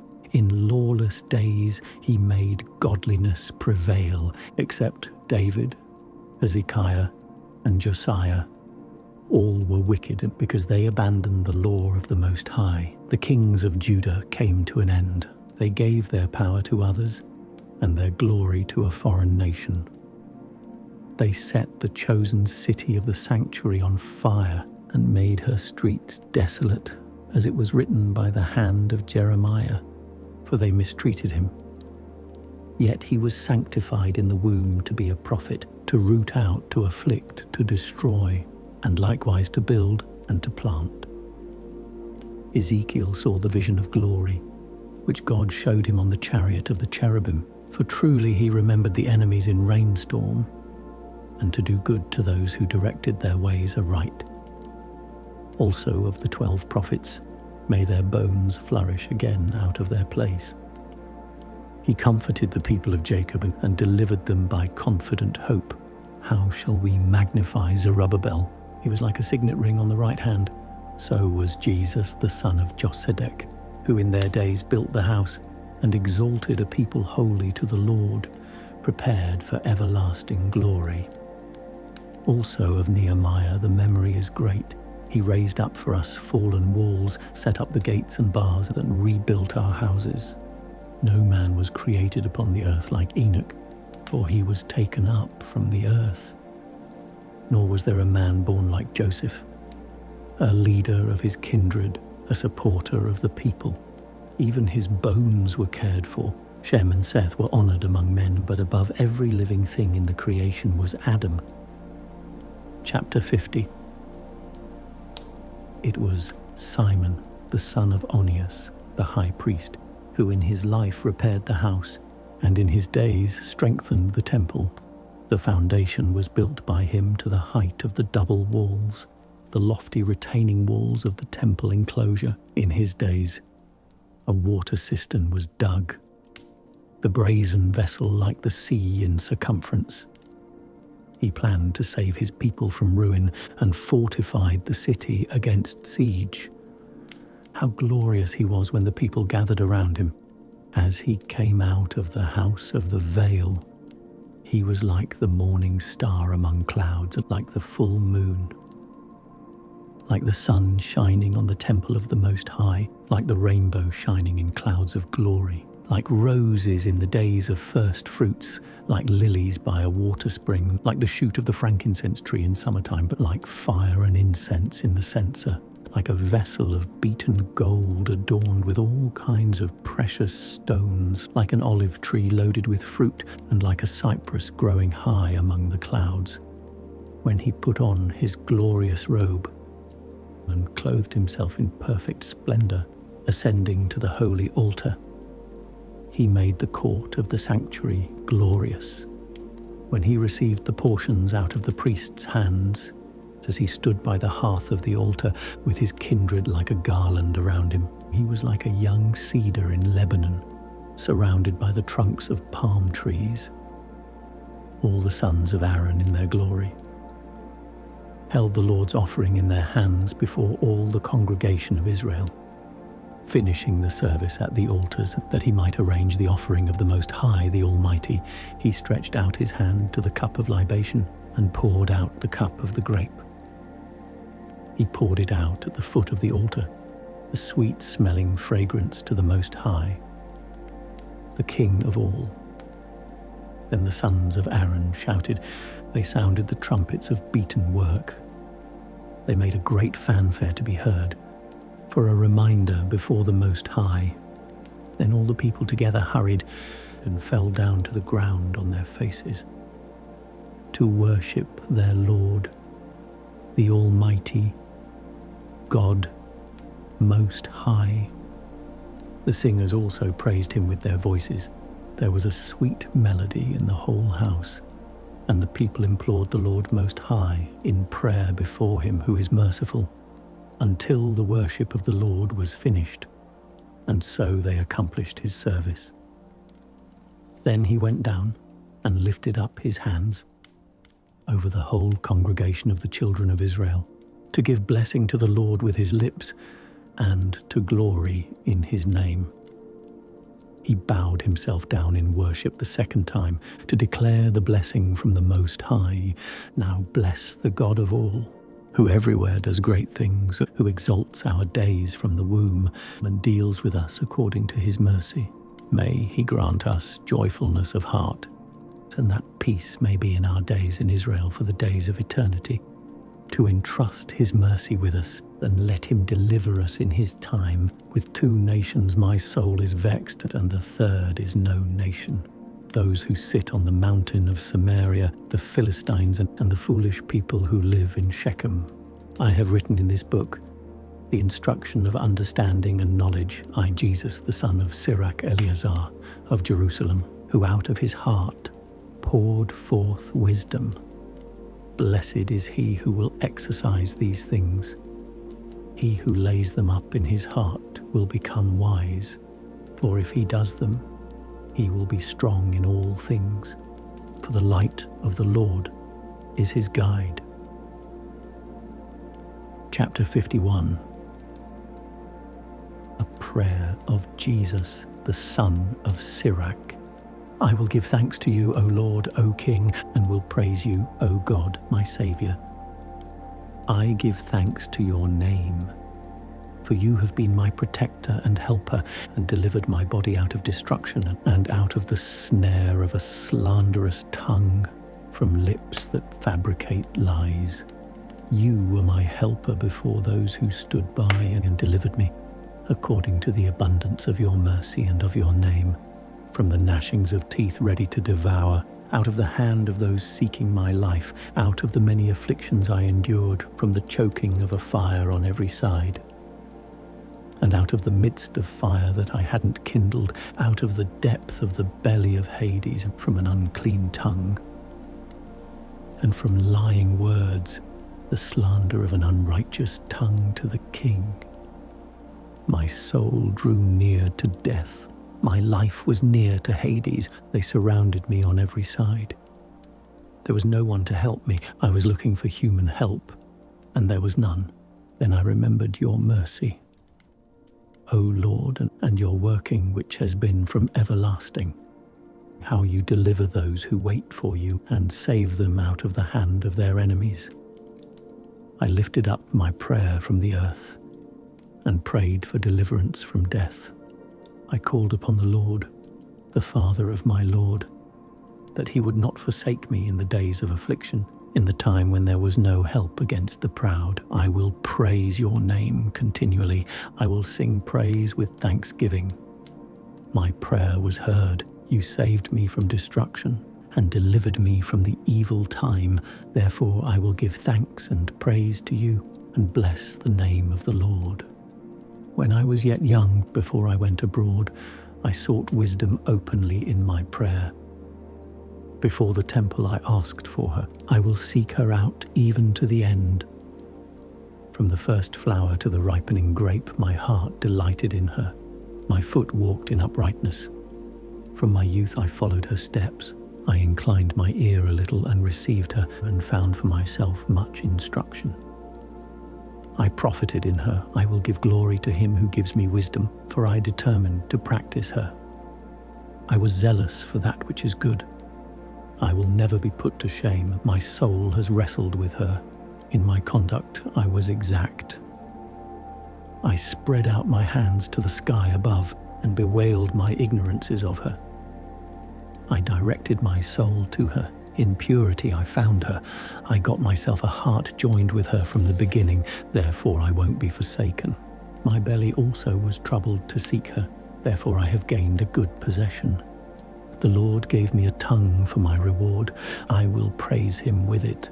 Draw near to me, all you who are uneducated and live in the house of instruction. Why therefore are you all lacking in these things, and your souls are very thirsty?